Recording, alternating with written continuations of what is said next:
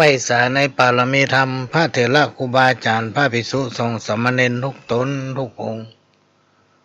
ขอสวัสดีพี่น้องท่านผู้ฟังป้อน้อยป้อนหานป้ออุ้ยแม่อุ้ย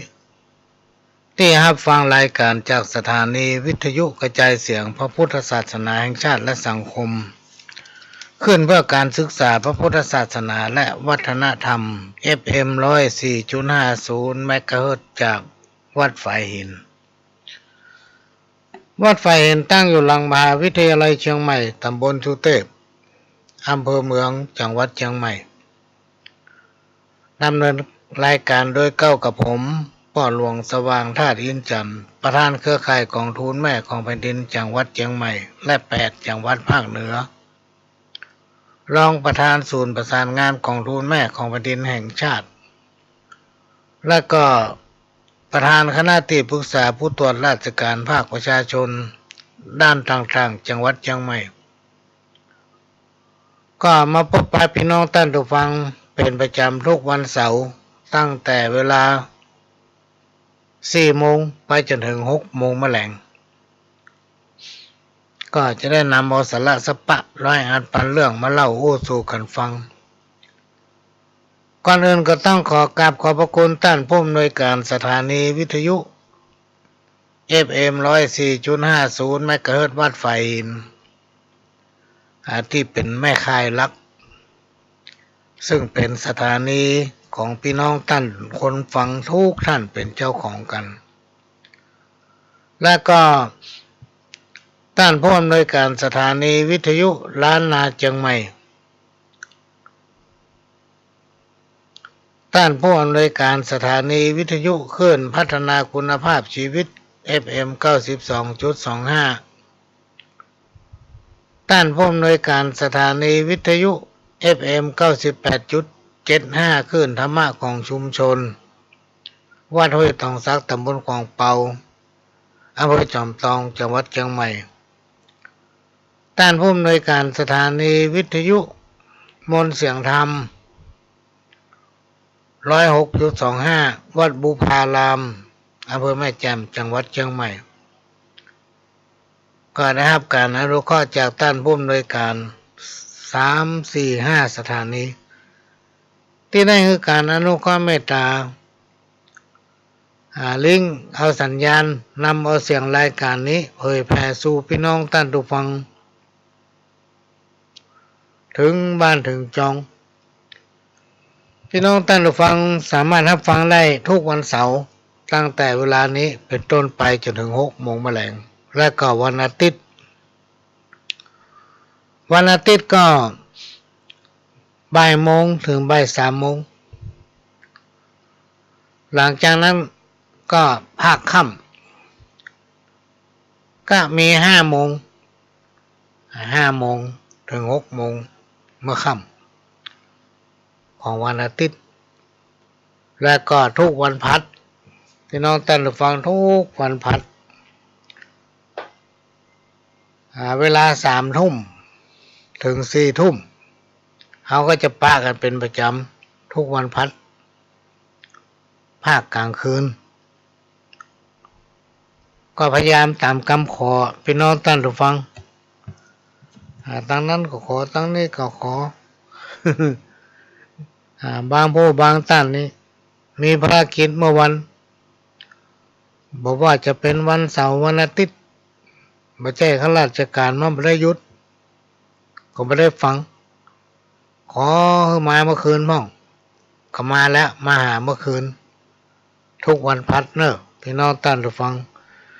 ก็ได้รับการอนุเคราะห์เมตตาจากท่านผู้อำนวยการสถานีท่านหลวงพ่อพระครูสมุวิสุวัฒน์วรกิจโยผู้อำนวยการสถานีวิทยุของวัดฝายหินและก็ท่านผู้อำนวยการทำหลายสถานีที่ได้รับการอนุเคราะห์เมตตานำเอาเสียงนี้เผยแผ่สู่พี่น้องท่านผู้ฟังก็เป็นขยมเก่าเป็นรายการที่ชาวบ้านพี่น้องท่านผู้ฟังมาพบปะพี่น้องท่านผู้ฟังก็จะนำเอาสาระจากการที่ได้ยินได้ฟังครูบาอาจารย์เพิ่นเล่า จากการที่ได้ไปฟังเทศน์ฟังธรรมมาแล้วก็จากประสบการณ์พี่น้องท่านผู้ฟังประสบการณ์ของคนเขาเนี่ยมันมีขายนะ มันจะมีขายถ้าเรามีความอดทนมีความขยันหมั่นเพียรพี่น้องท่านผู้ฟังอย่าไปทำไปอย่าไปทำไปอันไหนที่มันดีก็เอาเป็นบทเรียนเป็นประสบการณ์ถือว่าเราได้เรียนรู้อันไหนที่มันล้มเหลวก็เอาขว้างแต่ไปเนี่ยมันทำแล้วมันไม่ได้ผลมันไม่ดีก็ไม่ต้องทำอันนี้คือประสบการณ์ประสบการณ์เนี่ยพี่น้องท่านผู้ฟังมันอยู่ที่คนเฮามันอยู่ที่คนเฮามีสติปัญญาเนาะเราจะไปคิดกันว่าบัดใดหาบุญเรามีมันจะต้องร่ำต้องรวยเมื่อใดหาวาสนาจะดีจะเด่น จะต้องได้อันนั้นมีอันนี้เขาจะไปคิดพี่น้องท่านผู้ฟังก็ทำไปเลยจะไปอยู่บ้างทำไปติ๊กๆทำไปสร้างสมไว้จ้างกินจ้างใจกระเดียมจึงได้อยู่ดีกินดีประการสำคัญเมื่อเขามีพละกำลังเนี่ยพี่น้องท่านผู้ฟังเนี่ยทำไปเนาะจะไปหวังก็สบายถ้าเราคิดว่าจะต้องสบายเมื่อหนุ่มนี่นะบ่คิดเนี่ยการทำงานบ่ทำมันอย่างก็กลัวมันอิดปุ่นเวลาเราสูงอายุมาแก่เท่าไปพี่น้องท่านผู้ฟังอันใดที่เราดีสะสมไว้เราก็สะสมถึงเวลาเราสูงอายุมาได้กินกระเบี้ยยังชีพ เบี้ยยังชีพเขาถึงถ้าจ้างกินจ้างใจมันตึงดีถ้าเราย้อนนึกไปถึงสมัยก่อนเนี่ยพี่น้องท่านผู้ฟังสมัยก่อนเนี่ยเมื่อหลายสิบปีผ่านมาเนี่ยถนนนนตั้งเป็นลูกลังเนี่ยเป็นลูกลังนะเป็นใบแห่เป็นใบหินเป็นขี้ฝุ่นไฟฟ้านี่จะไปว่าถนนเลยบางบ้านบางที่บางแห่งยังไม่ได้ใจเมื่อคืนนี่มืดถ้ามันค่ำมานี่มืดมัดพี่น้องท่านผู้ฟังเวลาเปิ้นจะไปหั่นไปนี่ไปไหนนี่เปิ้นตามแค่ตามโกมเปิ้นห้องโกมบ๊อบ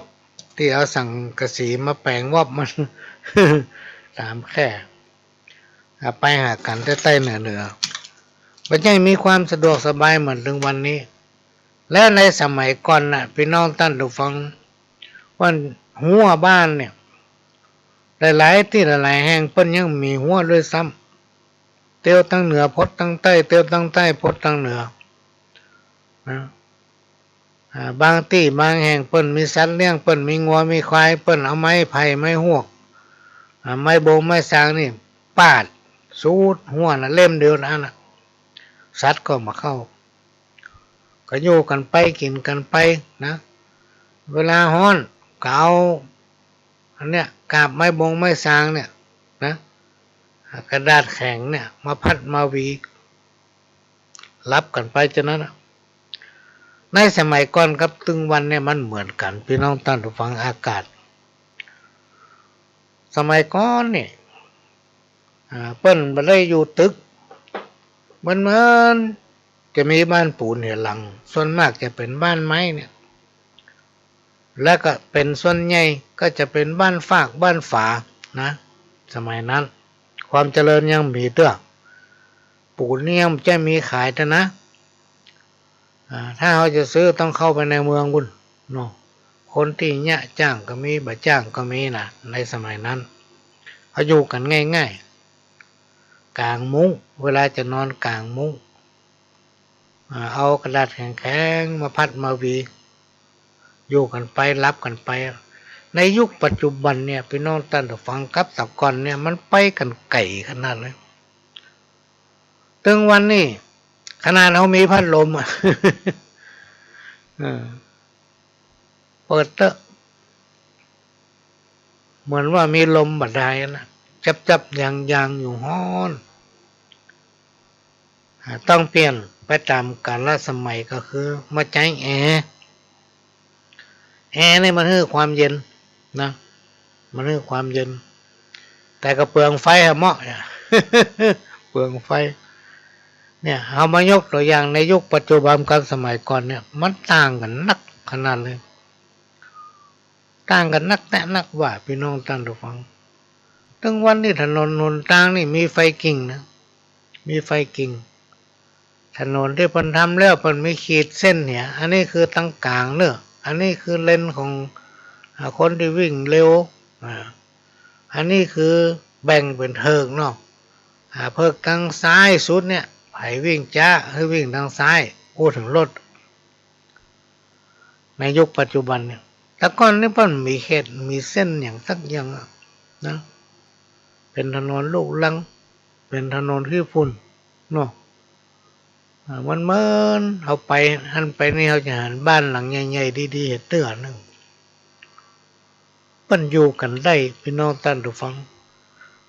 ถ้ามันจะเปลี่ยนฤดูก็คือจะย่างเข้าหน้าหนาวหรือว่าหน้าหนาวเนี่ยเปิ้นจะอยู่ด้วยกันเป็นกลุ่มเป็นก้อนดังไฟอยู่ด้วยกันโอ้กันม่วนไข้หัวกันเสียงดังสนั่นเลยสามเสาไฟในยุคปัจจุบันเนี่ยพี่น้องท่านผู้ฟังไผ่ไม่ได้เอี้ยวหาไผ่ต่างคนต่างทำมาหากินต่างคนต่างมีภารกิจที่มีความสัมพันธ์กับอาชีพจะหาโอกาสที่เป็นส่วนตัวนั้นยากนะยากมันมีเหมือนกันแต่ถ้าเราไปเรามันยากเราเมาอยู่บัดได้เนี่ยพี่น้องท่านฟังเอวหันหน่อยไปนี่หน่อยเนี่ยนี่หน่อยบ่คิดแสวงหาในการดำรงชีพของตัวเก่าว่าพวกกูอย่างเงี้ยอย่างมันคือกูถึงเงี้ยอย่างนะเดือนนี้มีรายได้ต่อได้รายจ่ายต่อได้บึดอันหนึ่งเบือนหนึ่งพี่น้องท่านฟังหามานี่บางเตื้อนี่บ่กุ้มกินกุ้มใจต้องไปกู้ไปยืมเป็นหนี้เป็นสินเปิ้นอันนี้กับแต่ก่อนเนี่ยมันต่างกันคนแต่ก่อนเนี่ยพี่น้องท่านฟังเปิ้นเนี่ยอันหยังเปิ้นก็กินอันนั้นน่ะเปิ้นอยู่กันได้นะอยู่กันได้บ่ได้ยินเปิ้นทะเลาะเบาะแว้งกันบ่ได้ยินเปิ้นพิษแห่งหัวกันเรื่องซ้อว่าหากินทำหน้าที่ของภัยของมันพี่น้องท่านผู้ฟังบางที่บางแห่งบางบ้านบางหลังบางครอบครัวในเปิ้นยังมือแม่ยิงพญาการทำซ้ำอันนี้คือแม่บ้านก็ทำหน้าที่ของแม่บ้านไปนะฝ่ายพ่อบ้านก็ไปเนี่ยการทำงานนะไปเนี่ยการทำงานเนาะอันนี้ไผ่โทรมาหมูในฟังโทรมาไผ่โทรหมูต้องฮับเห็นน้อยเนาะฮัลโหลคุณหลวงสว่างว่าไงอ่ะเจ้าจะอ่านข่าวอ๋ออ่านไปได้เจ้ามันอ่านไปได้เจ้ามันอ่านไปได้เจ้าโทรศัพท์มันบ่พร้อมเสียงมันมี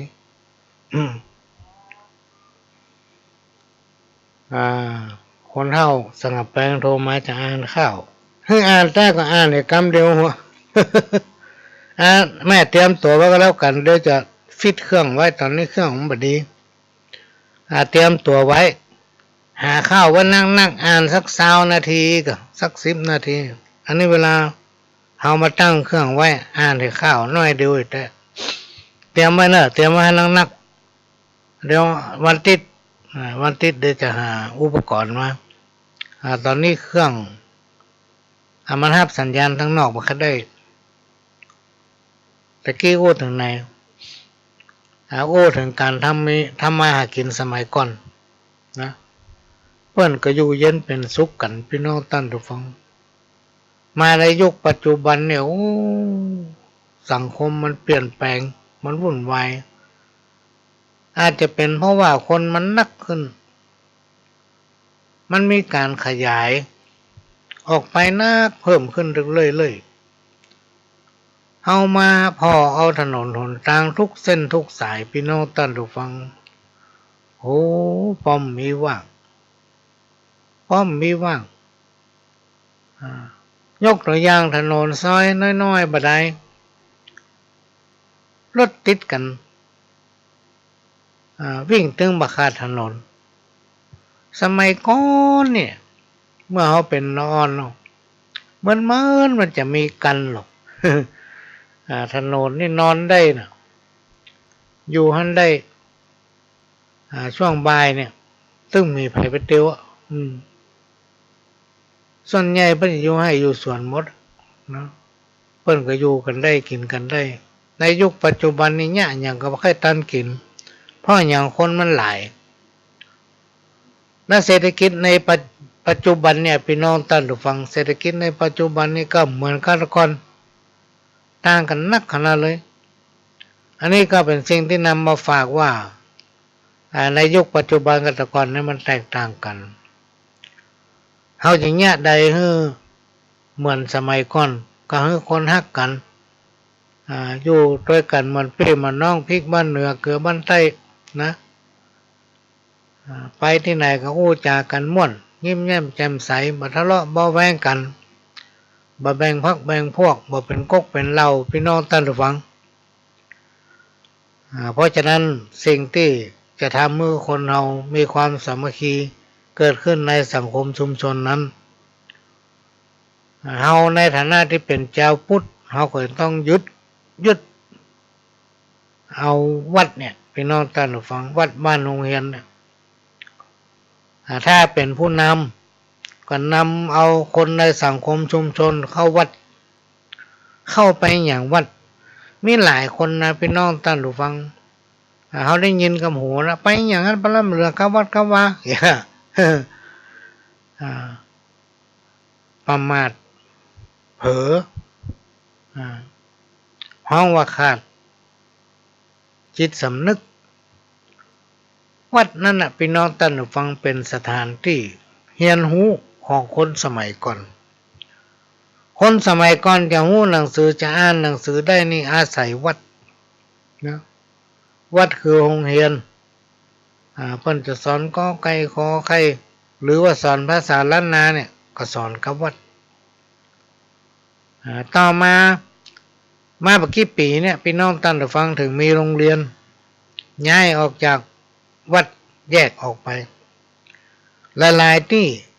โรงเรียนก็ยังเป็นชื่อวัดอยู่ที่มันเป็นอย่างนั้นเพราะว่าสมัยก่อนนั้นโรงเรียนกับวัดอยู่ด้วยกันอย่างนี้เป็นต้นวัดเป็นสถานที่อบรมทางด้านจิตใจวัดเป็นสถานที่กล่อมเกลาจิตใจคนเราถ้ามีธรรมะไว้ในส่วนในตัวพี่น้องท่านผู้ฟังไว้ในจิตในใจประดับสติปัญญาจิตใจจะงดงามเหมือนกับเมื่อบักกี้ปีมันเนี่ยพี่น้องท่านผู้ฟังมันมีการเข้าปริวาสการเข้าปริวาสนี้ยังมามีตอนหลังนี่นะมีตอนหลังเปิ้นพระเนนหรืออุบาสกอุบาสิกาที่มีความพร้อมไปเข้าปริวาสหรือว่าเข้ากรรมแต่ปริวาสกับการเข้ากรรมมันจะแตกต่างกันน้อยหนึ่ง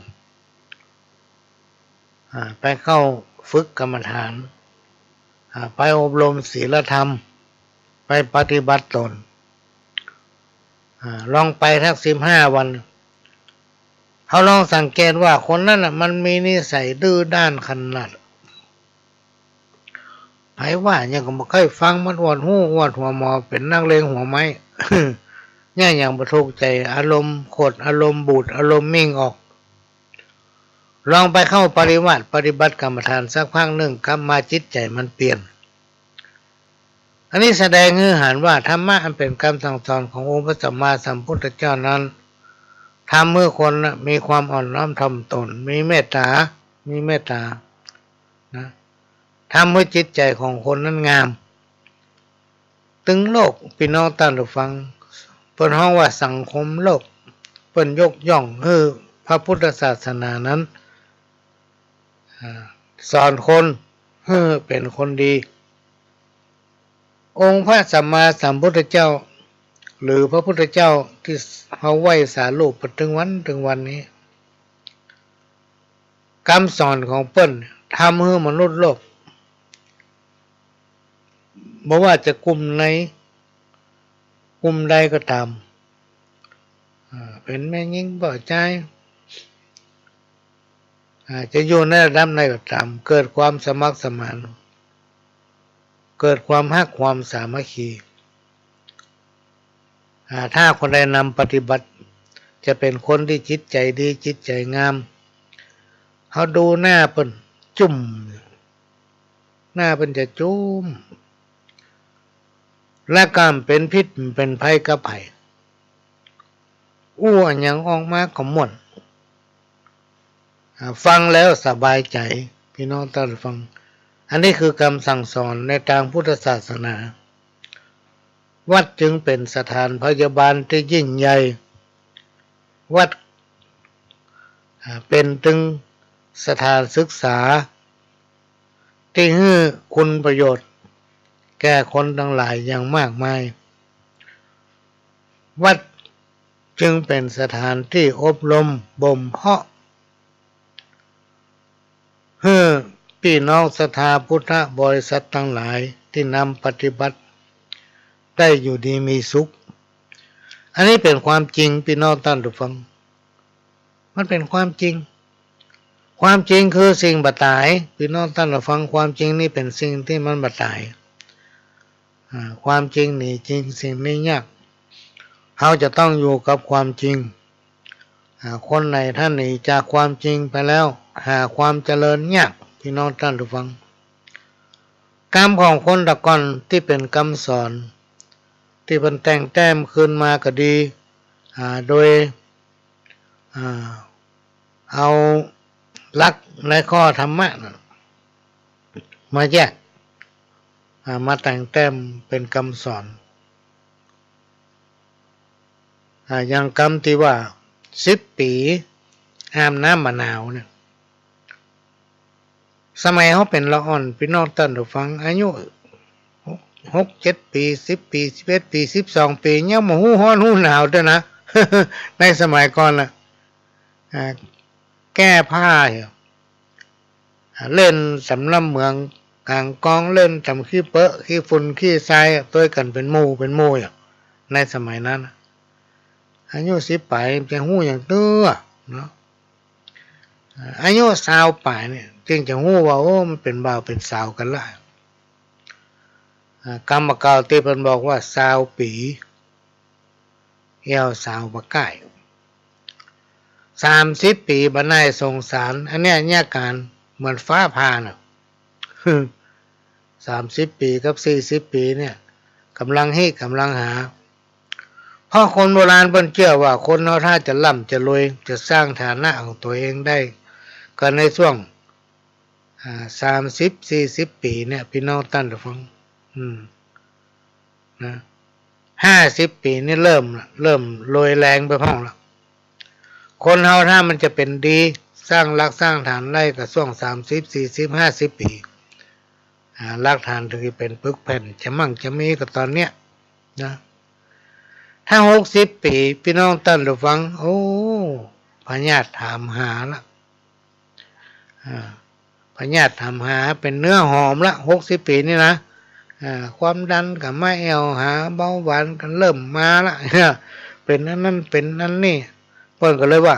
60 ปีเนี่ยไอเหมือนฟานโขก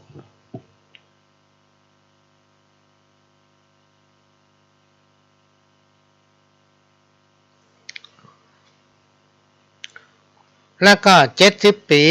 บ่หกเต็มตัวบึดก็เป็นนั่นเป็นนี่3 วันดี4 วันให้นะ80 ปีเนี่ยให้หัวเหมือนให้ละ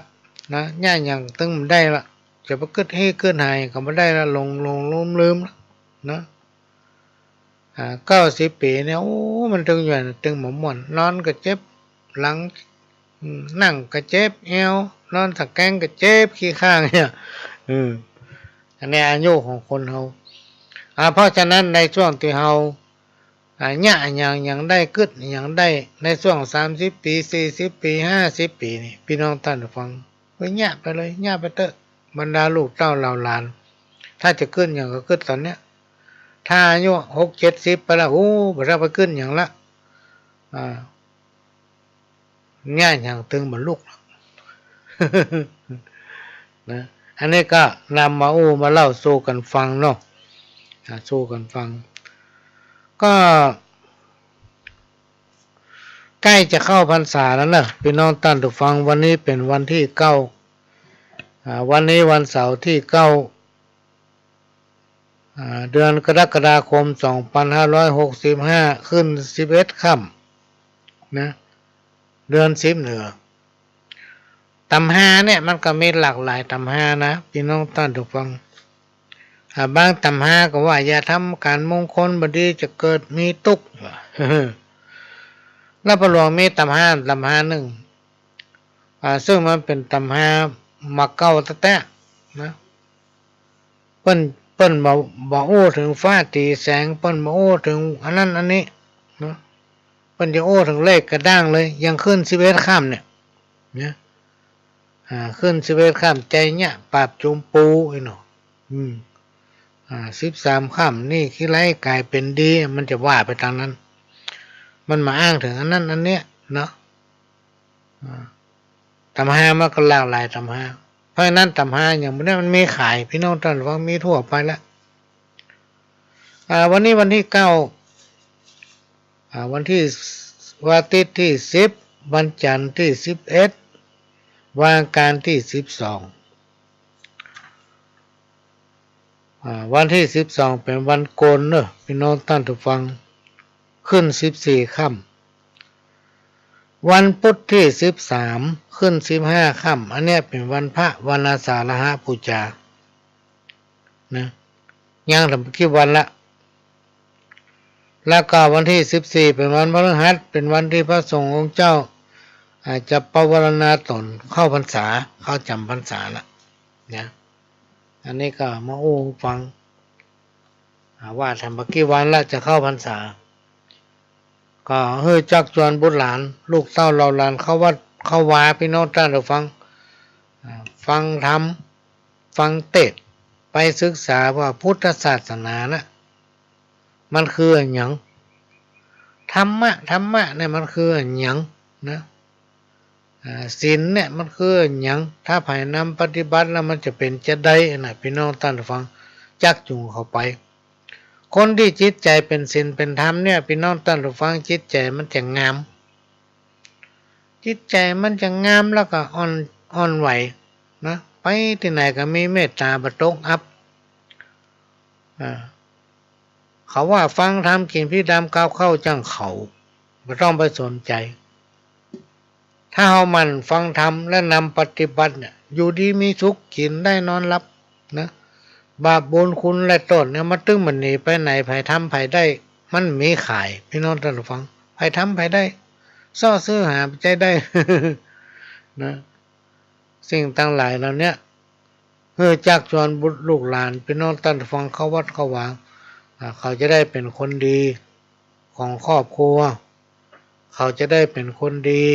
ของลูกของเต้าเขาจะได้เป็นคนดีของหลานของเหลนนะ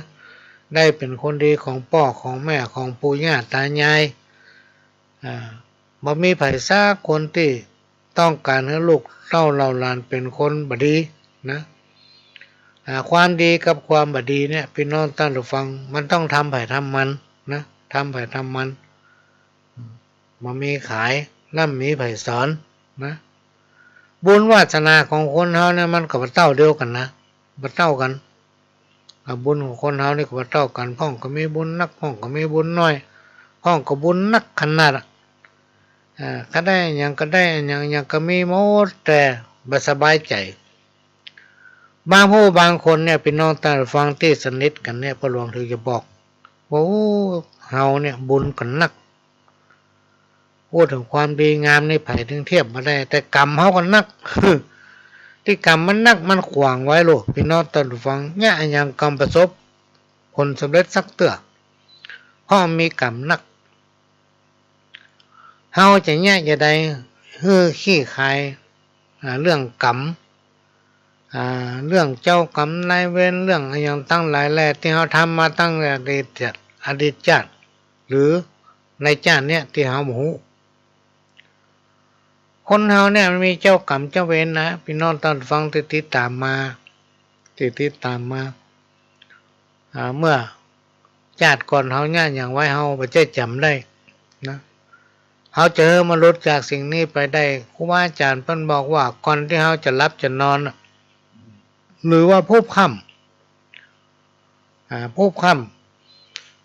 อาบน้ำกินข้าวอาบน้ำเสร็จเรียบร้อยเตรียมเอาน้ำที่สะอาดสักขวดหนึ่งหยาดลงดินพี่น้องท่านผู้ฟังหยาดลงดินตั้งจิตอธิษฐานขอตรวจน้ำนี่ขอแม่เท่านี้เป็นสักขีพยานข้าขออุทิศผลบุญในการตรวจน้ำนี้ถึงเจ้ากรรมนายเวรถึงปิตามารดาพ่อแม่นะถึงครูบาอาจารย์เทพบุตรเทวดาที่ขู่ขวายรักษาเฮา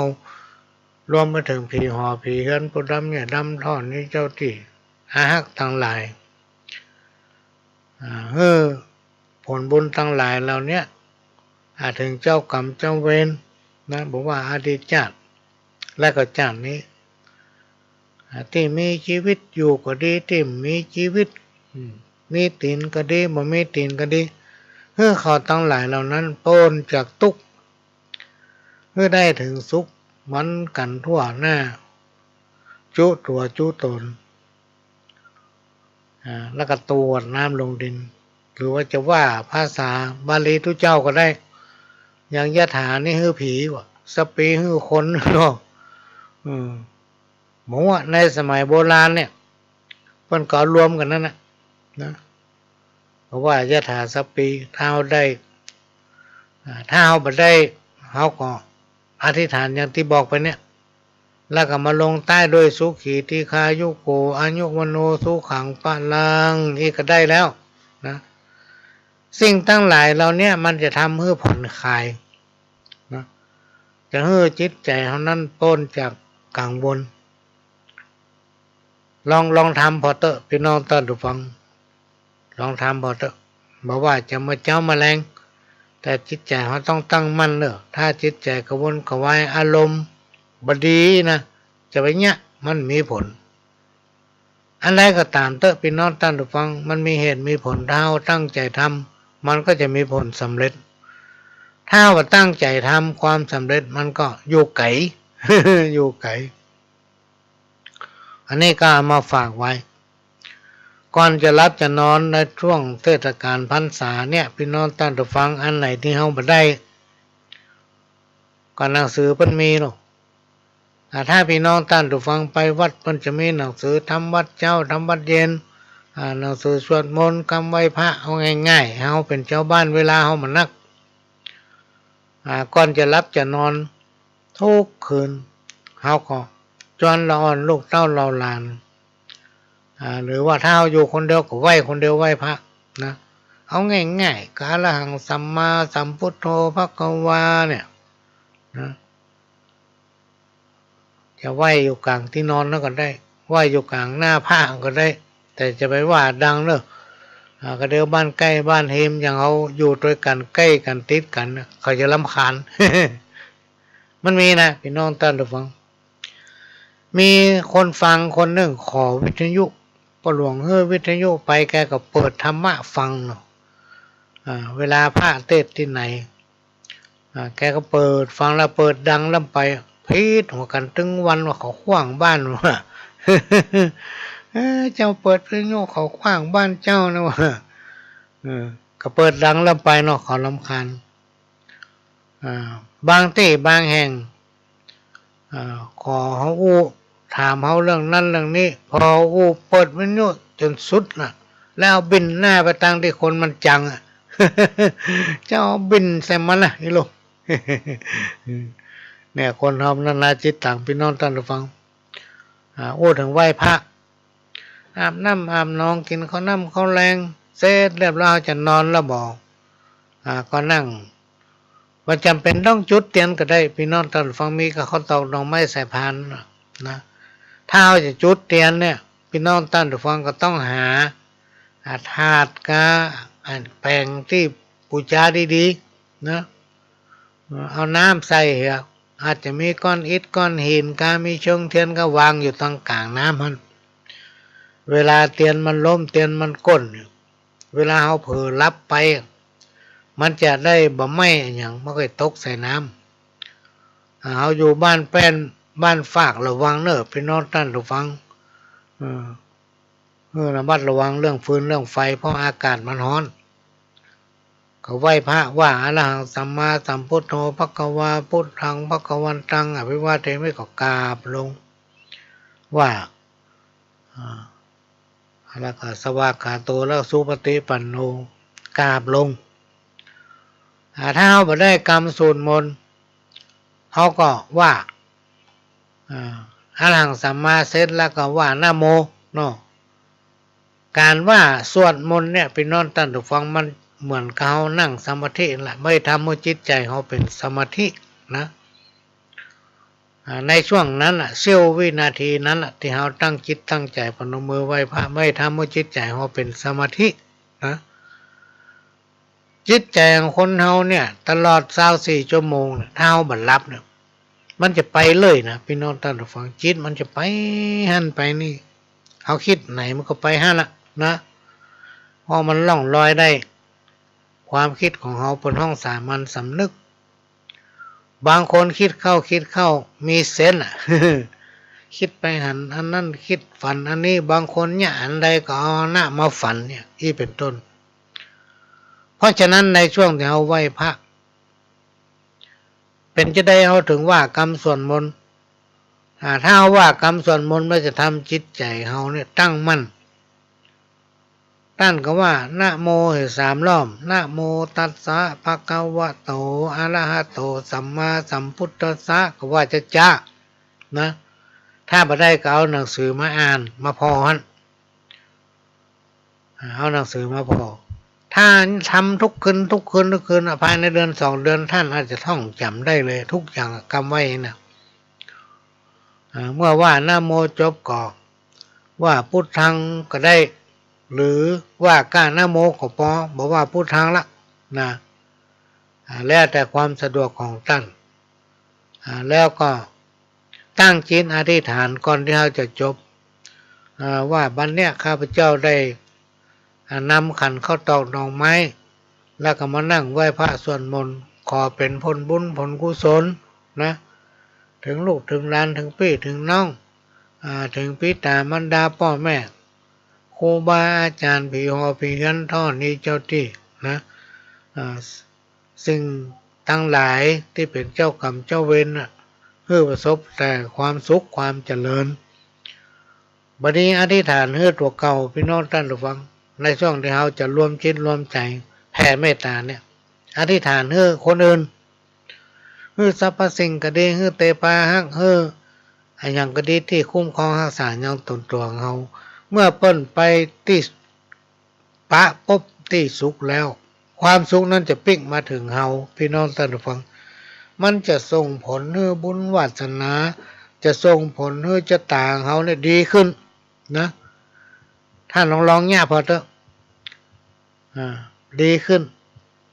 สิ่งที่มันจะเจ็บบ่เจ็บสิ่งที่จะเป็นบ่เป็นนะเพราะจิตใจเฮาบริสุทธิ์นะเขาทำอย่างเขาก็ทำด้วยใจเฮามันจะทำแคล้วคลาดเลยบางทีจะเป็นนักแต่บ่เป็นสักกรรมไม่ฮะเบาไม่เหรอมันแก้ไขได้นะบางอย่างเนี่ยพี่น้องท่านผู้ฟังมันมีเหตุมีผลอย่างคนที่มันลั่นอันยังมันก็บ่เชื่ออันยังมันก็บ่เชื่อป้าคนที่หน้าดีเชื่อมันก็บ่เชื่อบางอย่างบางสิ่งมันมีเหตุมีผลถ้ามันบาลานซ์มันฟังเปิ้นเห็นน้อยแล้วนำมาปรับปรุงนำมาพัฒนาผสมประสานกับสติปัญญาตัวเก่านำปฏิบัติมันก็จะเกิดผลมากมายมหาศาลแต่มันกลับดูถูกดูถูกคนอื่นคนประเภทนี้พี่น้องปั้นตัวฟัง เวลามีอย่างขึ้นมาเนี่ยแก้ยากแก้ไขบ่ค่อยได้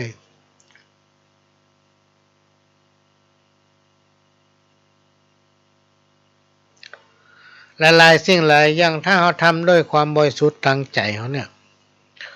มันสามารถแก้ปัญหาได้สิ่งทั้งหลายที่อู้ไปเนี่ยหลายคนนะพี่น้องท่านผู้ฟังที่มีปัญหาแล้วก็ถามว่าจานนั้นอันนี้ได้ก็บางพ่องก็ยังคิดว่าอยู่ในตึงม่วนเขาให้ใส่กูพ่องไอ้เนาะ มันมีพี่น้องท่านผู้ฟังเรื่องไสยศาสตร์ในยุคปัจจุบันเนี่ยมันเสื่อมมันเหมือนสมัยก่อนปี2507 2580 23 14 15เนี่ยมันยังมีอยู่สิ่งอย่างตั้งหลายแล้วเนี่ยถ้าโอ้ถึงผีนี่ก็ยังมีหันเป็นตัวเป็นตนเป็นตู้เป็นตาเลยแต่มายุคปัจจุบันเนี่ยสังคมมันรุดหน้ามันมีความเจริญเกินสิ่งตั้งหลายที่มันเสื่อมสมัยโบราณตะก่อนเนี่ยมีหลายคนที่เปิ้นเล่าสืบตามกันมาฝนจะตกฟ้าจะห้องอย่างตะวันแมลงเนี่ยโอ้ฝนตกมันฟ้า มันฟ้าจะถล่มตกแตะตกว่าถ้าเป็นสมัยโบราณนี่เปิ้นแปลงเตียนเล่มเอาไปปักไว้กลางเด่นดับเตียนนั้นบ่ดับความกังวลหมดบ่ว่าจะเป็นฝนเป็นลมบ่ว่าจะมีอาเพศอย่างเกิดขึ้นมันจะหายไปหมดนะสมัยปัจจุบันนี่ลองบอกว่ามันเสื่อมไปหมดสิ่งทั้งหลายเหล่านี้เพราะอะไรอย่างพี่น้องตัดฟังถึงเสื่อมเพราะคนเอามาแก้ไขเอามาต่อเติมเอามาใช้วิธีการเป็นธุรกิจ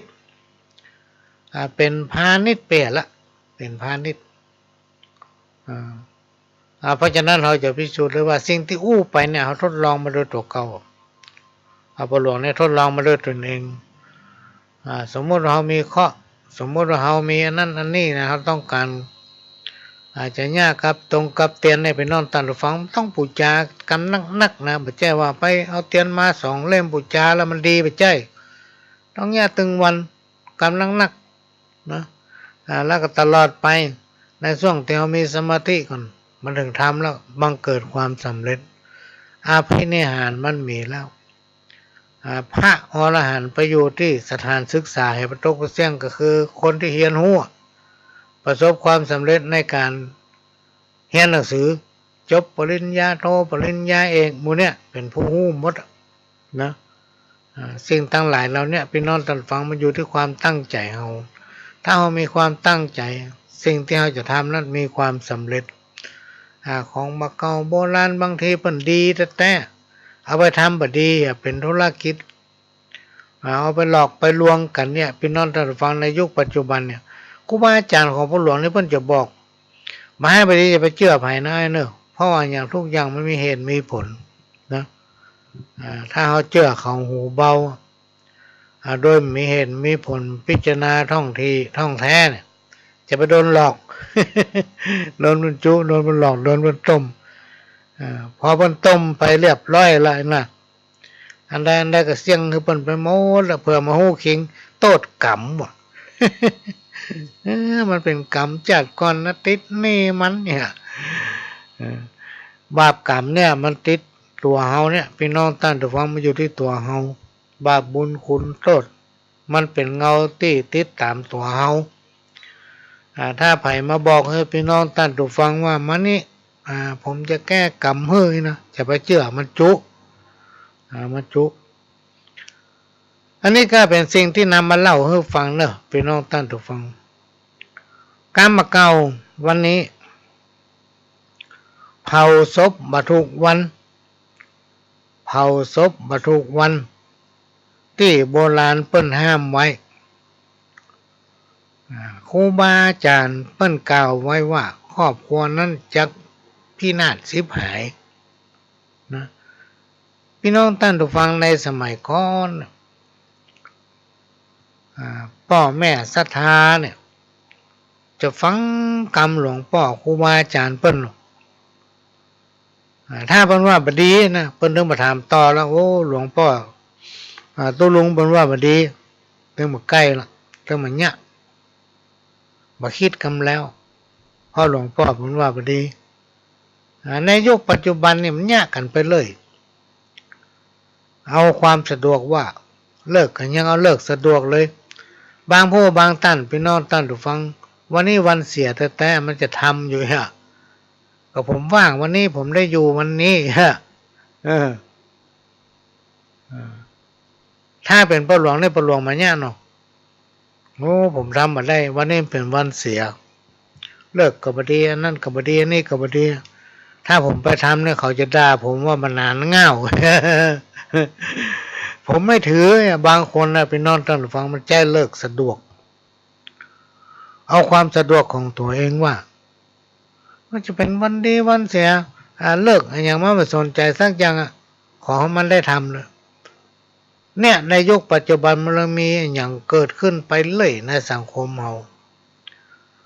การงานบางทีงานบุญแต่ตีกันขนาดใช้อาวุธฆ่าฟันกันพี่น้องท่านผู้ฟังในยุคปัจจุบันเนี่ยร้อนตั้งเหนือตั้งใต้ไปปะกันตีกันเนี่ยนะไม่ใช่ว่าพ่อแม่ไปสั่งสอนนะพ่อแม่ก็สั่งสอนลูกเต้าเราหลานครอบครัวไหนก็แล้วแต่เพิ่นก็มีหวังว่าจะให้ครอบครัวนั้นมีความสุขความเจริญลูกเต้าเราหลานจะได้มีอนาคตแต่มันล้านมันไปคบกันเองมันไปทางนอกอยู่ในบ้านดีเหมือนผ้าพับไว้ออกไปทางนอกเขาไปจะตัวพอเขาได้พี่น้องท่านผู้ฟังเนี่ยสังคมมันเปลี่ยนมีเหตุการณ์เกิดขึ้นไปเลยถ้าไปดูข่าวเนี่ยติดตามข่าวพ่องอย่างเมื่อเจ้าเนี่ยพี่น้องท่านผู้ฟัง6 โมงเป็นต้นไปเปิดวิทยุสถานีวิทยุแห่งประเทศไทยหรือว่ามีสถานีวิทยุอันสถานีหนึ่งมันจะออนไลน์แล้วมันจะลิงก์สัญญาณไปทำลายสถานีนะมันจะเรื่องเหตุการณ์ที่มันเกิดขึ้นในบ้านในเมืองเขาวันนี้จะมีอย่างวันพุธจะมีอย่างที่ผ่านมามีอย่างพ่องข่าวมันจะออกกันหมดไปจนถึง7 โมง 8 โมงบนเพื่อติดตามข่าวพ่องอย่าเอาดูโทรทัศน์จะไปแนดูกับละคร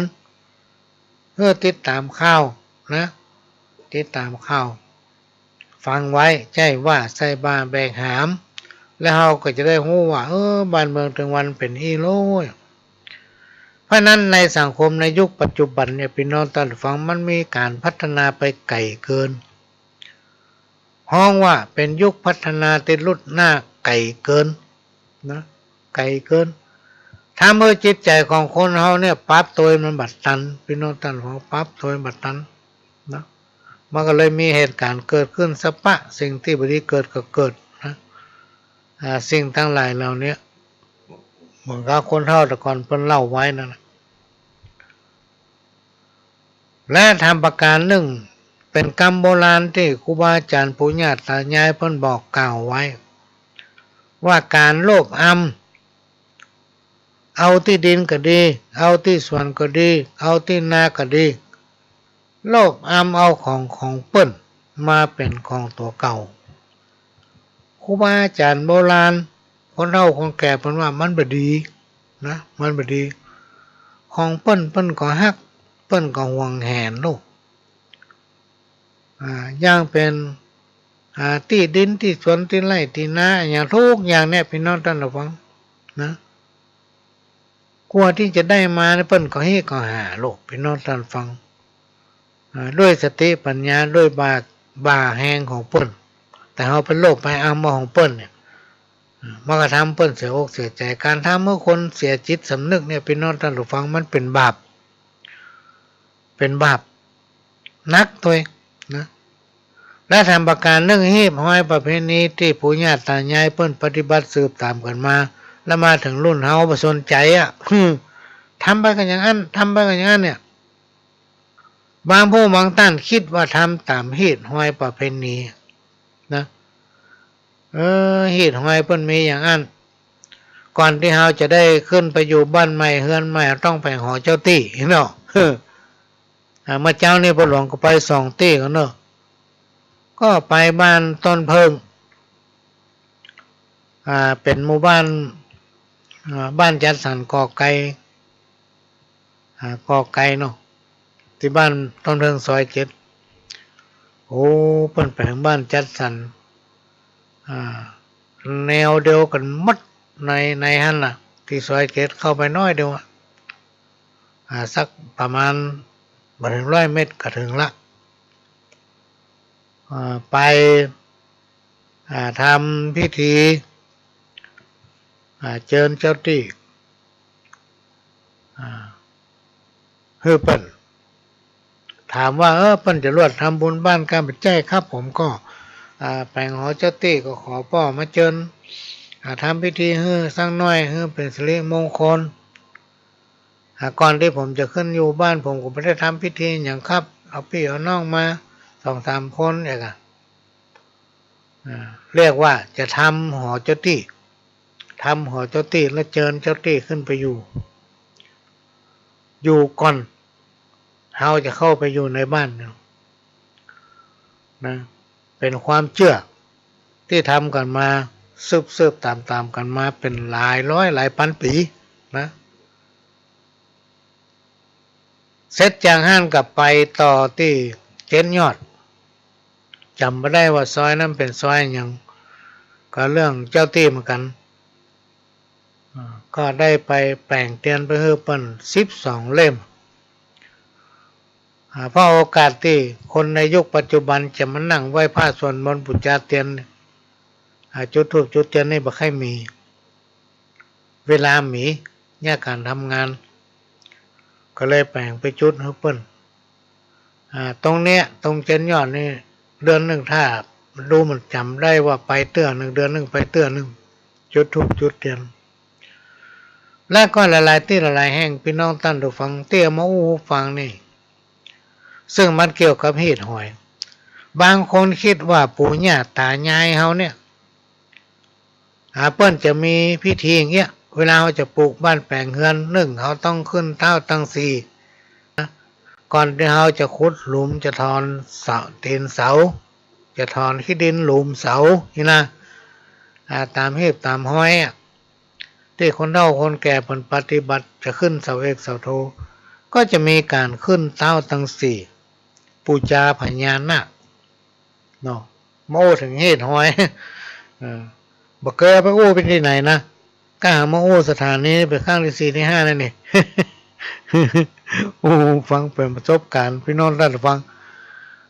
ก็มีการขึ้นเท้าตั้งสี่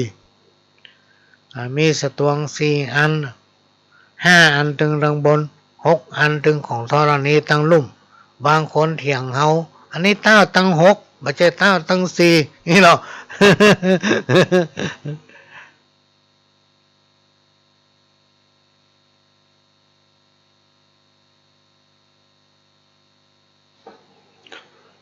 อันนี้ที่โอถึงนี่ก็คือว่าจะขึ้นเสาเอกเสาโทพอแปลงบ้านเรียบร้อยแล้วจะขึ้นอยู่ละ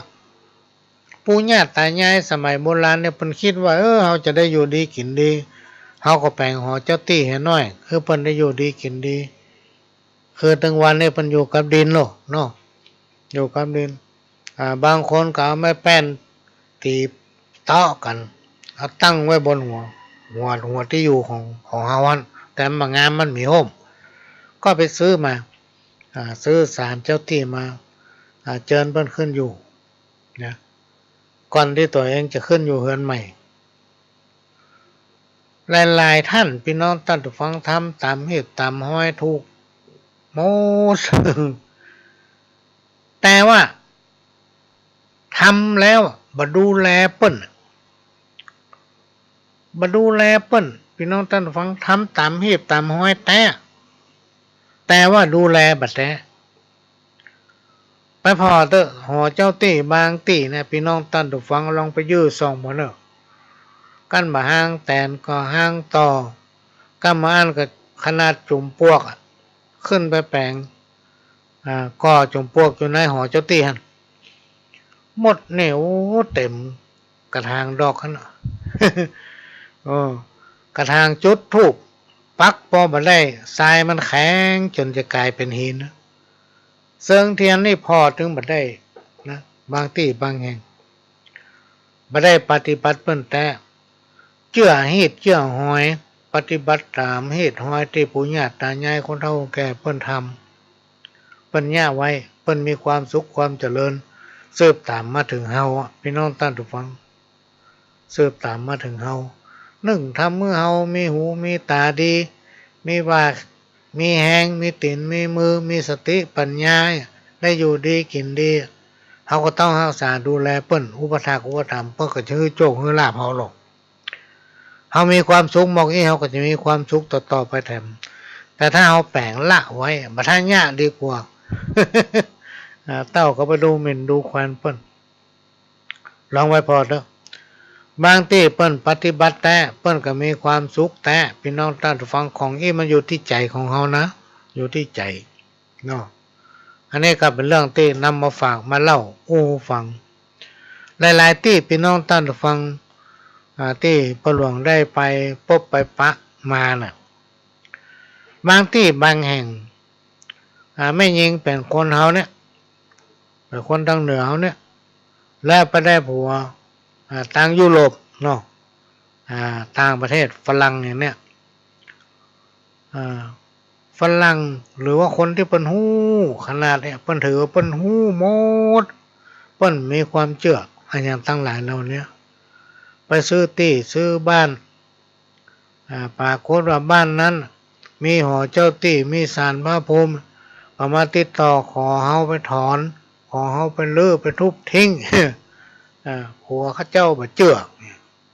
บ่ฮือมีเพราะว่าบ้านเปิ้นบ่มีอันนี้ก็ผิดประเวณีฮีดหอยละเพราะฉะนั้นพี่น้องท่านผู้ฟังคำโบราณมาเก่าที่เปิ้นบอกว่าอยู่ที่ไหนเฮือไฟหั่นนะอยู่ที่ไหนเฮือไฟหั่นเฮาไปอยู่บ้านเปิ้นพี่น้องท่านผู้ฟังเฮาก็ไปตามเหตุตามหอยเปิ้นย่าจะได้เฮาก็ย่าจานในช่วงหนึ่งมีคนมาขออย่างเงี้ยพ่อหลวงก็เลยไปหาอธิบายให้เพิ่นฟังน้องท่านฟังว่าสมมุติเราได้อยู่ดีกินดีมีบ้านอยู่เงี้ยแล้วมีคนมาไล่เราอ่ะเมื่อเราอยู่น่ะเตะขว้างตุ๊บขว้างถ้าเขินอยู่มีเรื่องแน่แล้วเราจะไปอยู่ที่ไหนเพิ่นเคยอยู่ดีกินดีเหมือนกับท่อนนี้เจ้าตีนะเปิ้นอยู่ดีกินดีอยู่เนี่ยแล้วเปิ้นก็คุ้มครองรักษาเฮามันเป็นพิษเป็นภัยอย่างตีตอนนี้มันก็ถึงมาเติ่งอย่างแล้วมาไล่เติ้นเปิ้นหนีแล้วเปิ้นจะไปอยู่ไหนกลายเป็นผีจอนจัดในที่สุดมันก็อีปิกมาข้ามเฮา เนี่ยก็ฟังบางผู้บางท่านก็เชื่อบางท่านก็บ่เชื่อก็แล้วแต่ว่าบาปบุญคุณและโทษมันมีพี่น้องท่านผู้ฟังพระหลวงเชื่อขนาดกรรมเวรนี่นะแล้วในที่สุดสิ่งที่เราทำที่เราฝืนคนห้องว่าฝืนธรรมชาติฝืนหีบฝืนห้อยที่ปู่ย่าตายายเพิ่นปฏิบัติสืบตามกันมาเขาฝืนเพิ่นมันก็เลยมีอย่างมาคุ้มครองรักษาเอาแหละพี่น้องท่านผู้ฟังมีลูกมีเต้าโอ้เหมือนเพชรเหมือนผีอ่ะ ตอนหน้าเอามันดีพอรับหลังไปโอ้เป็นกลุ่มเป็นก้อนหลังพอเรื่องสังคมในยุคปัจจุบันที่มาเกิดเรื่องสปะสะเป็ดนะพ่ออย่างเพราะมันมีของดีรักษาเฮาพี่น้องท่านผู้ฟังและในยุคถึงวันเนี่ยอากาศมันก็ยังเปลี่ยนแปลงเลยแต่ก่อนเนี่ยเปิ้นตากแดดวันค่ำย่ำเป็นอย่างประเด็นนี้ลองหันแดดน้อยปะทุมันร้อนอยู่ในตึ้งม่วน จับอย่างฝนตกแต่ก็ยังร้อนอยู่เนี่ยแม้แต่อากาศมันก็เปลี่ยนไปเนี่ยเพราะฉะนั้นพี่น้องท่านผู้ฟังสิ่งที่ไปเนี่ยก็มาฝากไว้เป็นข้อคิดเนอะไว้เป็นข้อคิดเอาประดับสติปัญญาทุกอย่างมันจะมีเหตุมีผลพี่น้องท่านผู้ฟังมันจะมีเหตุมีผลเป็นของมันนะกูยังเพราะฉะนั้นจะไปหูเบาจะไปเชื่อไปง่ายๆเนาะเพราะว่าอย่างมันมีเหตุมีผลหมดเดี๋ยวเขาจะมาจุมาหลอกสังคมถึงวันเนี่ยมันอยู่ยากแม้แต่โทรศัพท์เนี่ยพี่น้องท่านผู้ฟังมันยังหลอกกันเลยโทรมาหา อันนั้นอันนี้ ลองติดตามข่าวแล้วที่ของห้องว่าแกล้งอะไรอย่างคอเซ็นเตอร์เนี่ย แกล้งหมดเนี่ยมันไปอยู่ในต่างประเทศมันแล้วมันโทรมาเขาอ้างนั่นอ้างนี่หลายๆคนพี่น้องท่านผู้ฟังเข้าใจว่าเปิ้ลมาได้ติดตามข่าวนะถูกมันโกงหัวถูกมันต้มหัวเงินอยู่ในแบงก์แต่โอนไปให้มันหมดเนี่ยอย่างนี้ก็มีนะพี่น้องท่านผู้ฟังเราฟังเนอะระวังคือมีภัยฮักเฮาต่อตัวเฮาหรอกพี่น้องท่านผู้ฟังอันนี้เป็นสิ่งที่นำมาฝากจะเจ็บเป็นเมื่อยไข้ก็เพื่ออาหารจะได้เตียวในโลกสงสารก็เพื่อเป็นคนใจบาปจะได้ทุกข์ได้ยากก็เพื่อกิเลสตัณหาจะพบปะกับวิบากหนาก็เพื่อเอายศเป็นหลักอันนี้ก็เป็นกรรมที่เปิ้นอุปโลกขึ้นมาสอนคนพี่น้องท่านผู้ฟังเจ็บเป็นเมื่อยไข้เนี่ย พยาธิหรือว่าอย่างตั้งหลายเราเนี่ยมันมากับอาหารอาหารมันเป็นพิษกะก็ไม่ใช่ถ้ามันเป็นพิษกินแล้วมันก็ตายหมดกะ อาหารเนี่ยมีส่วนสำคัญพี่น้องท่านผู้ฟังบางทีพืชผักที่เรามาปรุงกินเนี่ยมันมีสารพิษที่มันติดอยู่ยิ่งเอามากินดิบหรือว่าเราล้างบ่หมดเอามาแกงมาต้มกินก็ต้องเอาต้มกินสารพิษอาหารเนี่ยสำคัญถ้าเรากินไปเลยมันจะทำให้ร่างกายเขาเนี่ยมีอุณหภูมิลดลงต้านโรคมาได้เพราะฉะนั้นการกินเนี่ยต้องระวังนะพี่น้องท่านผู้ฟังระมัดระวังอาหารที่เขาปรุงไว้แล้วแต่ก่อนนี่เปิ้นแยกกินเปิ้นเอาใส่ตู้หั่นหรอกเอาใส่ขันโตกมาสมมติว่าตำน้ำพริกแดงตำน้ำพริกข่านึ่งผักเนี่ยพักนึ่งมันจะมีสปะเต็มขันโตกละเพิ่นก็จะใส่ขันโตกไว้ในตู้คนเฒ่าคนแก่พ่อแม่ครูบาอาจารย์เพิ่นจะสอนว่าถ้าจะแยกกินให้ย่ามาเจ้าพ่อมาตอนมาก็กินได้แมลงมากินได้ถ้าเอาแยกกินมาตอนหรือว่าแยกกินแมลงพี่น้องท่านผู้ฟังมันจะข้ามคืนผู้มาเจ้ามากินมาได้แล้วเพื่อเอาไว้ในตู้ถ้าให้กินเพื่อก็ย่งมากินสมัยนั้นสารพิษมันพอนักแล้วในยุคปัจจุบันเนี่ยพี่น้องท่านผู้ฟังต้องอุ่นเดี๋ยวก่อนจู่ๆเอามากินมาได้ ยกตัวอย่างพักไม้ใส่เครือตะมัวตะเฮาเนี่ยพี่น้องท่านผู้ฟังนับเก็บมากินบ่าแจ้น้ำบ่าส้อยน้ำน่ะมันมีสารพิษนะมันมีสารพิษที่เป็นซีดยาทำให้ทำสวนมันติดมาหรือมันมากำแมงมากำแมงสปะสะเป็ดเพราะฉะนั้นเวลาจะกินอย่างก็ต้องพิจารณาเลือกกินอันที่เป็นประโยชน์ก็จะป้อนคำว่าเจ็บเป็นป่วยไข้ก็เพื่ออาหารจะได้เตียวในโลกสงสารก็เพื่อเป็นคนใจบาปเนี่ยพี่น้องท่านผู้ฟังที่กรรมที่ว่าทำบุญไปเตอะมันบ่เสียหลายจังได้สบายในวันตั้งหน้าตลาดใดที่จิตใจเขายังกระวนกระวายนะพี่น้องท่านผู้ฟังโมหะตัณหามีสปะ108อยู่ในตัวเก่าเป็นคนที่จิตใจปกติจะกินก็กลัวเสี่ยงจะตานก็เสียดาย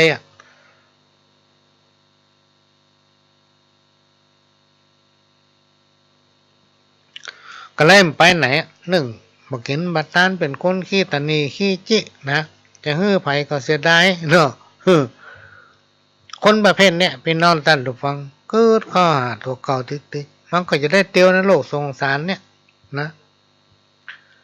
เวียนว่ายตายเกิดอยู่เนี่ยไม่ได้ไปไหนสักเตื้อนะตะลงตุกอยู่กับในโลกสงสาร อยู่ตลอดเพราะจิตใจแคบจิตใจบอกไฟในทางบุญมากินมาทานตัวจะกินแต่เสียดายสตางค์กัวเสี่ยงจะทานก็เสียดายสตางค์กัวมันเสี่ยงเนี่ยคนเรานี่คิดผิดครูบาอาจารย์เพิ่นได้กล่าวว่าเฮาจะต้องฮื้อเพิ่นนะและสิ่งที่เราฮื้อไปเนี่ยพี่น้องท่านผู้ฟังมันจะเป็นประโยชน์กับเฮาในวันภายหน้ามันจะปีกมาเฮา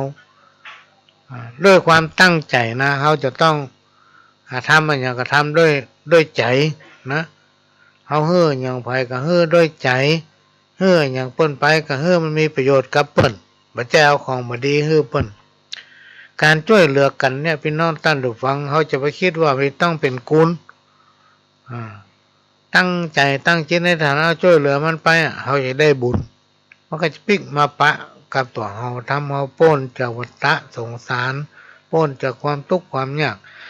ในที่สุดมันก็จะม่วนอกม่วนใจอยู่ดีกินลำอยู่ดีมีสุขพี่น้องท่านผู้ฟังอันนี้เป็นเรื่องที่เกิดขึ้นจริงการช่วยอย่างไผ่เนี่ยพี่น้องท่านผู้ฟังถ้าเขาช่วยไปแล้วเขาคิดก็ว่าเขาจะได้จะเอาพอได้อย่างมาเป็นสิ่งที่ตอบแทนมันบาลานซ์กันไป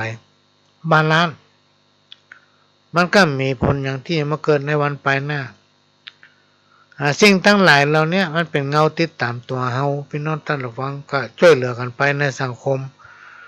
โดยเฉพาะการกินการทานเนี่ยพี่น้องท่านผู้ฟังจะเป็นละลองสังเกตนึกย้อนหลังถามคนเฒ่าคนแก่พอเปิ้นอยู่ดีสบายมาจนถึงปัจจุบันสืบมาถึงเฮาเนี่ยเพราะหยังเพราะเป็นคนที่มีจิตใจอบอ้อมอารีให้การอนุเคราะห์สงเคราะห์ช่วยเหลือคนที่ด้อยโอกาสให้ปัจจัยสี่เป็นทานแก่พระสงฆ์องค์เจ้านอกจากนี้ยังบริจาคทรัพย์นะหรือด้วยสติปัญญาของเปิ้นช่วยกันทนุบำรุงพุทธศาสนาเพื่อมีความเจริญรุ่งเรืองโพธิ์มาถึงเฮาทั้งหลายเนี่ยเฮาได้อยู่เย็นเป็นสุขเพราะอย่างเพราะคนเฒ่าคนแก่ปู่ย่าตายายเฮาเนี่ยเปิ้นปฏิบัติสิ่งที่กล่าวมาแล้วนี่สืบตามกันมาจนถึงเฮาเพราะนั้นเราควรจะทำต่อไปเพื่อให้ลูกเต้าเราหลานเล่นหลนของเขาในอนาคตภายหน้าเนี่ยพี่น้องท่านผู้ฟังเขาจะได้อยู่แบบมั่นใจจะได้เป็นคนดีในสังคมในอนาคตในวันข้างหน้าและทำประการหนึ่งที่ว่าจักพบปะวิบากหนาก็เพื่อเอายศเป็นลักเอาศักดิ์เป็นใหญ่บางคนนี่ถือว่าตัวเองมียศมีศักดิ์มีเกียรติเป็นผู้ที่มีความส่งในสังคมไปที่ไหนพน้องท่านนะท่าน สิ่งทั้งหลายเราเนี่ยมันเป็นหัวโขนพี่น้องท่านผู้ฟังบอกว่าเขาจะอยู่ในฐานะใดมีศักดิ์มียศใหญ่ขนาดไหนก็แล้วแต่เขาก็เป็นคนน่ะเตียวดินอย่างเปิ้นเหมือนกันนะจะแตกต่างกันไปในยุคปัจจุบันก็คือได้ขี่รถดีหน่อยแต่ที่จริงมันจะอยู่ในฐานะใดก็แล้วแต่มันก็คือคนเหาะเหินเดินอากาศไม่ได้หายตัวก็ไม่ได้กินอย่างเปิ้นนอนอย่างเปิ้นเนี่ยมีไทยมีเหี่ยวเหมือนกันหมดมันไม่ไผวิเศษสักคนเพราะฉะนั้นมันจะอยู่ในฐานะใดพี่น้องท่านผู้ฟังบอกว่าอยากดีมีจนในที่สุดต้องไปหิ้วทุกคนบอกว่าคนทุกคนจนคนร่ำคนรวยก็มีคนให้อินดูโอ้มันน่าเลยเนาะตายจากกันไปแต่ว่านี่หันกันแต่ให้เนี่ยเอาจนน้ำตาเป็นเลือดมันก็หลีกเลี่ยงกันมาได้คนทุกข์ก็ยังเดียวกันพี่น้องท่านฟังไม่ทุกข์แล้วก็จังเวลามีอันเป็นไปเสียชีวิตก็มีความเสียใจเหมือนกันทุกคนเพราะนั้นค่าของคนเนี่ยมันจะมีค่าเท่ากันหมดมีศักดิ์มีสีมีเกียรติเพราะว่าคนนั่นคือผู้ประเสริฐเป็นคนที่มีความประเสริฐกว่าสรรพสิ่งทั้งหลายใดๆในโลกนะประเสริฐจะได้ก็สิ่งสาราสัตว์หมู่มาเป็ด กาไก่อย่างมันเนี่ยมันไม่ใช่ว่าหญ้ากินได้หรอมาใครไปไหนมันก็ไม่ใช่ไปได้หรอจ้างมากวัวควายหมดเนี่ยเฮานี่ประเสริฐที่สุดเลยพี่น้องท่านผู้ฟังแมลงนี่กินอย่างดีหากระเดียวเปียรถออกบ้านเวลาไปกาดเลยอ่ะ พวกจะกินอย่างดีวันนี้กินแล้วบอกกินแล้วพวกเอาซ้อนนั้นซ้อนนี้มากินเขาคิดได้นะสิ่งสารสัตว์มันคิดมาได้เขางัวควายมันกินเฟืองก็เอากับเฟืองกับหญ้ามาให้มันงัวมันกินหญ้าก็เอาหญ้าน่ะมาให้มันไก่มันกินข้าวเปลือกกินเม็ดข้าวสารกินนั่นนี่ก็เอาหน้ามาให้มันจะมาเลือกกินอย่างอื่นมาได้แล้วเฮาเนี่ยถือเป็นผู้ที่มีความประเสริฐนะอันนี้ก็มาเล่ามาโอ้ฟังเด้อพี่น้องท่านผู้ฟังก็บริรังเกียจซึ่งกันและกันให้มีเมตตาต่อกัน สร้างความสมานฉันท์สร้างความสามัคคีไว้นะตราบใดที่เรายังอยู่ในโลกมนุษย์คนเราทุกคนเนี่ยมีอายุสั้นพี่น้องท่านผู้ฟังบางทียังไม่ถึง100 ปีบางทีเกิดมาหนุ่มกำน้ำน้อยอายุ10 ปลาย20 ปลายมันน่าตายก็ตายพี่น้องท่านผู้ฟังในสมัยตะก่อนเนี่ยคนหนุ่มกำเนี่ยจะส่งคนหนุ่มกำนี่จะส่งศพคนเฒ่าเนาะต่อมาคนเฒ่าได้มาส่งศพเพื่อละอ่อนเพราะฉะนั้นเป็นโลกอันนิจจังอันอย่างมันมีความจริงลังสักอย่างพี่น้องท่านผู้ฟังเขาจะว่าสตางค์เขามีเต็มกระเป๋าพวกมันเหลือแล้วเนี่ย อันใดก็มันแจ้งเขาสักอย่างเพราะฉะนั้นความฮักความสามัคคีนะที่จะทำเพื่อสังคมชุมชนนั้นอยู่เย็นเป็นสุขพี่น้องท่านผู้ฟังช่วยกันพาลูกพาหลานเข้าวัดฟังเทศน์ฟังธรรมทำบุญตักบาตรนะดูว่าวัดนั้นมันจะเนี่ยอันอย่างพ้องเพิ่นมีการก่อสร้างอันอย่างที่ต้องช่วยเหลือกันนะที่ไม่มีความจำเป็นจะต้องใช้สตางค์ใช้ปัจจัยก็ไปถามครูบาอาจารย์เปิ้นวันนี้เปิ้นจะเทศน์ทำอันอย่างเปิ้นอย่างเงี้ยจะได้ถ้าเอาไปเอาถึงจะฮู้ไงครูบาอาจารย์เปิ้นว่าถ้าเอาเนี่ยได้เอาจะฮู้อันนั้นพี่น้องท่านผู้ฟังเมื่อเอาฮู้จักศีลจักธรรมแล้วมันจะทำเราอยู่ม่วนมันจะทำให้จิตใจของละอ่อนลูกเต้าเราหลานนั้นงามพี่น้องท่านผู้ฟังมีไผ่พ่องต้องการพบปะความทุกข์ยากมีไผ่พ่องต้องการพบปะความบดีกรรมว่าเสียเนี่ยไผ่ถึงมาใครได้พี่น้องท่านผู้ฟังไผ่ถึงมาใครปะ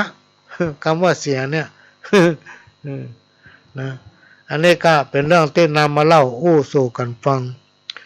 ขณะนี้พี่น้องท่านผู้ฟังก็กำลังรับฟังรายการสาระสปะ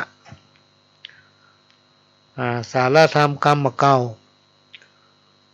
ทางสถานีวิทยุ FM 104.50 เมกะเฮิรตซ์วัดฝ่ายหิน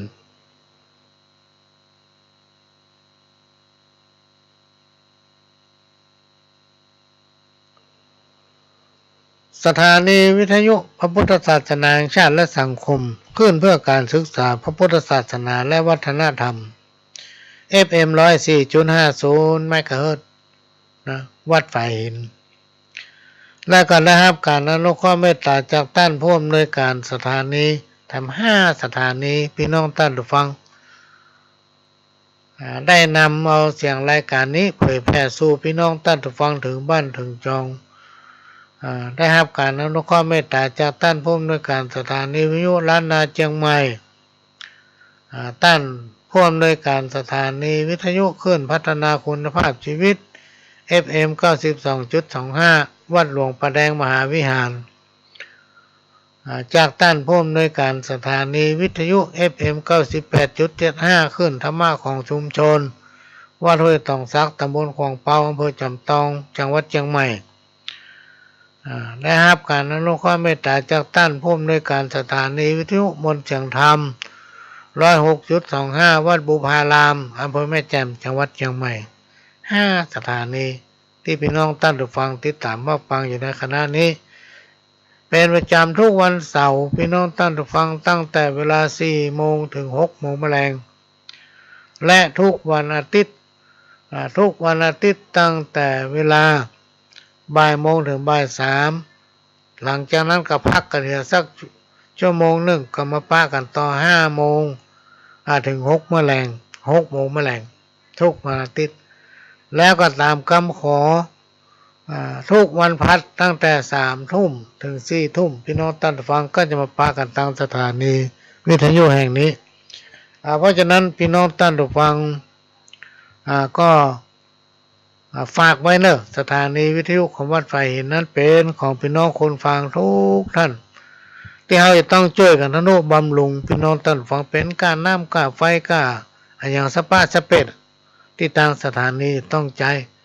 สถานีวิทยุนั้นให้บริการพี่น้องท่านฟังนำเอาสาระธรรมะข้อดีๆบอกอากาศให้ฟังลิงก์สัญญาณมาพ่องอย่างพ่องในห้องส่งต้องใจแอร์เปิดแอร์วันข้ามคืนหุ่งพี่น้องท่านฟังกำอันมันแห้งนะมันแห้งเหมือนอย่างที่บ้านประหลวงนี่เหมือนกันเวลาเขาเข้ารายการเขาต้องเปิดแอร์ตลอดนะบางอย่างมันก็ต้องใจปัจจัยสตางค์นะพี่น้องท่านฟังเพราะฉะนั้นถ้าเขาช่วยกับทนุบำรุงเขาเคยได้อยู่ได้ฟังกันไปเมินทุกสถานีใจปัจจัยเหมือนกันหมดก็ช่วยกับคนละเล็กน้อยก็ในช่วงเนี้ยพี่น้องท่านฟังใกล้จะเข้าพรรษาก็จะมีการตานเตียน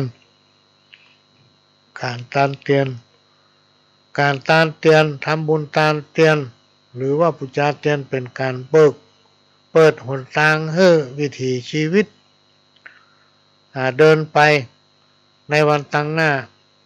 แบบราบลื่นนะบ่มียังคล้องบ่มียังคัดก็ด้วยการปูชาเตียนหรือว่าตานเตียนจะทำให้รอดพ้นจากปัญหาและอุปสรรคก็มีข่าวประชาสัมพันธ์น้อยหนึ่งพี่น้องท่านผู้ฟังเนื่องจากว่าเฮียจัดจำชื่อแต่ยังไม่ได้ เปิ้นได้ไลน์มาหาป้าหลวงเนื่องจากว่าเมื่อกี่วันมาเนี้ยไปตลาดรวมโชคไปป้าใส่เฮียจัดเนี่ยคุณทวีพันจินดานนท์นะเจ้าของเปิ้นทำกิจการผ้าม่านเปิ้นจะเป็นที่ปรึกษาของเจ้าวาดวัดหลวงอ้อเนี่ยเปิ้นไปซื้อเตียนมาโอ้มีเป็น10 เล่มบุญพี่น้องท่านผู้ฟังมีผ้าไตร1 ชุดเป็นไตรใหญ่เปิ้นก็แต่งดาไว้ที่กลางบ้านเปิ้นแล้วเปิ้นถ่ายรูปส่งมาให้นะเพื่อเผยแผ่บอกบุญเนาะว่าเป็นตานเตียนเนอร์ก็เลยใจเสียงในรายการเนี่ยบอกให้พี่น้องท่านผู้ฟัง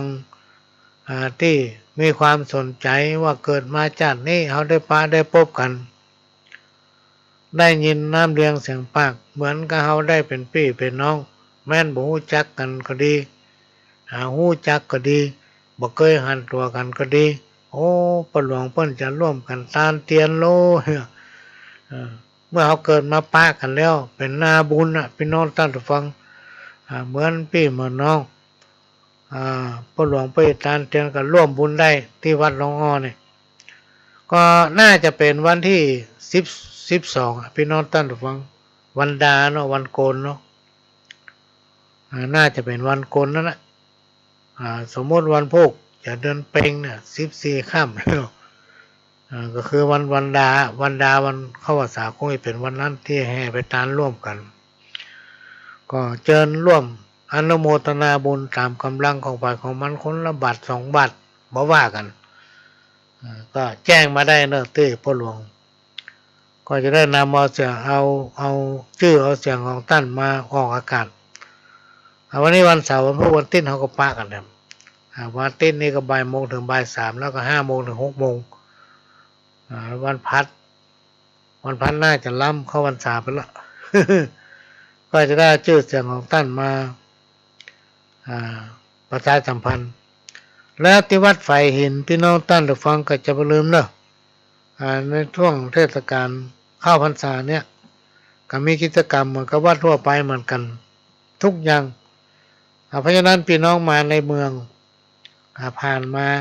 ก็แวะได้ที่วัดไฟหินจะร่วมอนุโม ทนาในการทนุบำรุงสถานีด้วยการบริจาคปัจจัยตามกำลังหรือว่าไปธนาคารโอนเข้าธนาคารก็ได้เนอะพี่น้องท่านผู้ฟังต้องช่วยกัน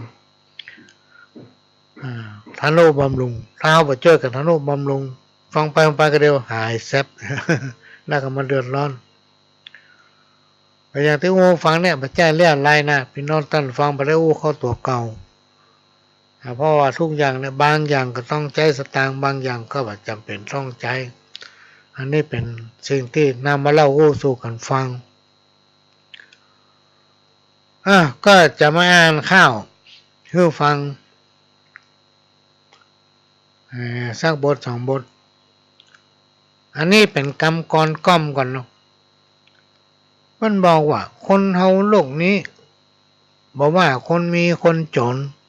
บ่มีไผสักคนจักหลีกพ้นไปได้เกิดแก่เจ็บตายวุ่นวายแต่ใส่บ่มีไผคนใดจักหลีกพ้นพ่องเป็นเศรษฐีมั่งมีเหลือล้นร่ำรวยแต่ต้นเดิมทีวาระสุดท้ายต้องตายเป็นผีเหลือสิ่งที่มีชั่วดีเท่าอันอันเนี้ยพี่น้องท่านผู้ฟังมันเป็นสัจธรรมสัจธรรมก็คือความจริงเนี่ยนะมันต้องมีใครสักคนที่เกิดมาเป็นคนเนี่ยจะหลีกพ้นไปได้เกิดแก่เจ็บตายนี่ถ้าเมื่อใดเฮายังบัดตายเนี่ยความวุ่นวายมันถึงเกิดพี่น้องท่านผู้ฟังความวุ่นวายบ่เกิดนักก็เกิดน้อยแล้วคนเฮาทุกคนเนี่ยพี่น้องท่านผู้ฟังจะต้องปะกับความทุกข์นะมาก่อนที่จะร่ำจะรวยนะบางทีเขาจะไปถือว่าคนนั้นเป็นรวยอย่ามารวยแต่รวยว่าเขาจะไปขอยเปิ้นพี่น้องท่านฟังมันเป็นหน้าบุญของเปิ้นที่มันสั่งสมมาบางทีรวยแต่พี่น้องท่านฟังโอ้ในใจนี่แบกทุกเหมือนกับดอยถึงม่อนฝังบ่มอยู่ในใจฮะน่ะ วันเท่าวันมีหมดแต่มีความสุขทางใจนอนก็บ่หลับกระวนกระวายกึดอันนั้นกึดอันนั้นจับอันนั้นกึดอันนี้จับอันนี้ฮะ สู้เฮามีสักอย่างกินข้าวล้ำถึงเวลารับ ขนสด อันเนี้ยพี่น้องท่านผู้ฟังชีวิตของคนเฮาเนี่ยมันบ่เท่ากันบุญของคนเฮาก็บ่เท่ากันที่พระหลวงจะแนะนำจะบอกก็คืออันนี้พิสูจน์มาละเขาจะต้องมีการเชื่อมต่อบุญบางทีบุญเก่าเขามีจัดนักพี่น้องท่านผู้ฟังแต่มันมาเขาบ่ได้เพราะเขาบ่ได้สั่งสมบุญในชาตินี้เพื่อไปเชื่อมต่อกับบุญเก่านะทำปฏิทิกทำไปเถอะมันบ่เสียหลายจักได้สบายในวันตั้งหน้าอันนี้พิสูจน์มาแล้วที่อู้อย่างนี้พิสูจน์มาแล้วแต่ก่อนนี่บ่เคยเชื่อนะพี่น้องท่านผู้ฟังเรื่องที่กล่าวมาเนี่ยอันนี้เอาความจริงมาอู้ยังเถียงครูบาอาจารย์ขนาดเลยจนครูบาอาจารย์ก้านโอ้ยพอไปเตอะ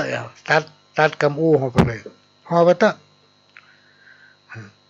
เขาทำอย่างไปทุกอย่างพี่น้องท่านผู้ฟังจะไปหวังมันจะเป็นกุลเอาบุญไปก่อนทำไปเถอะแล้วในที่สุดสิ่งทั้งหลายที่เขาทำนั้นมันมาถึงเขานะตกน้ำบ่ไหลตกไฟบ่ไหม้เวลาจะกั้นก็บ่กั้นเวลาจะอดอยากก็บ่อดอยากทั้งที่เขาจะเป็นนักแต่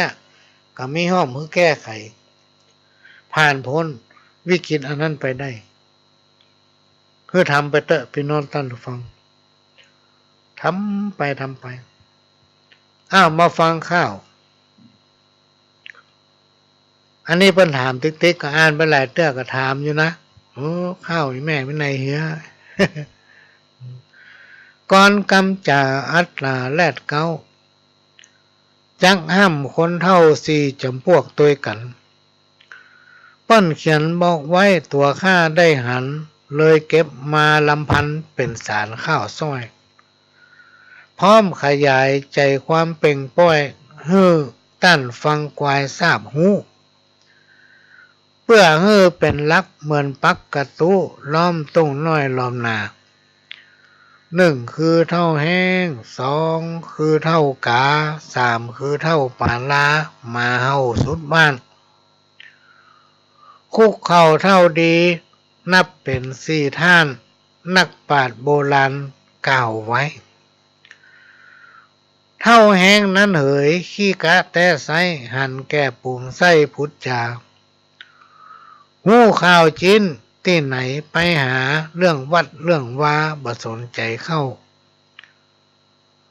ได้กินกับไผในใจคนเท่าก็อวดอ้างสมเฉยสู้หัวลืมวันมวยมากหันแก่ลาบลูกควรไหนเท่ากานั่นเล่าบ่ใจภายไหนเป็นเท่าจันไรหุ่มป่าบวกห้วยหู้ข้าวป่าไหนต้องไปร่วมด้วยตึงกินตึงทำสัปปะ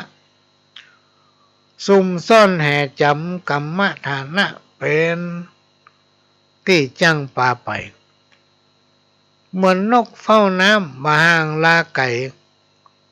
หลังเป็นขี้ไข่มนเหมือนควายน้อยเรื่องวัดเรื่องวาบาจาปาใจห้อยเขาเกิดมาดำมืดมิดส่วนเท่าปาลาเป็นเท่าน้ำปิดเต้าได้เต้ากัน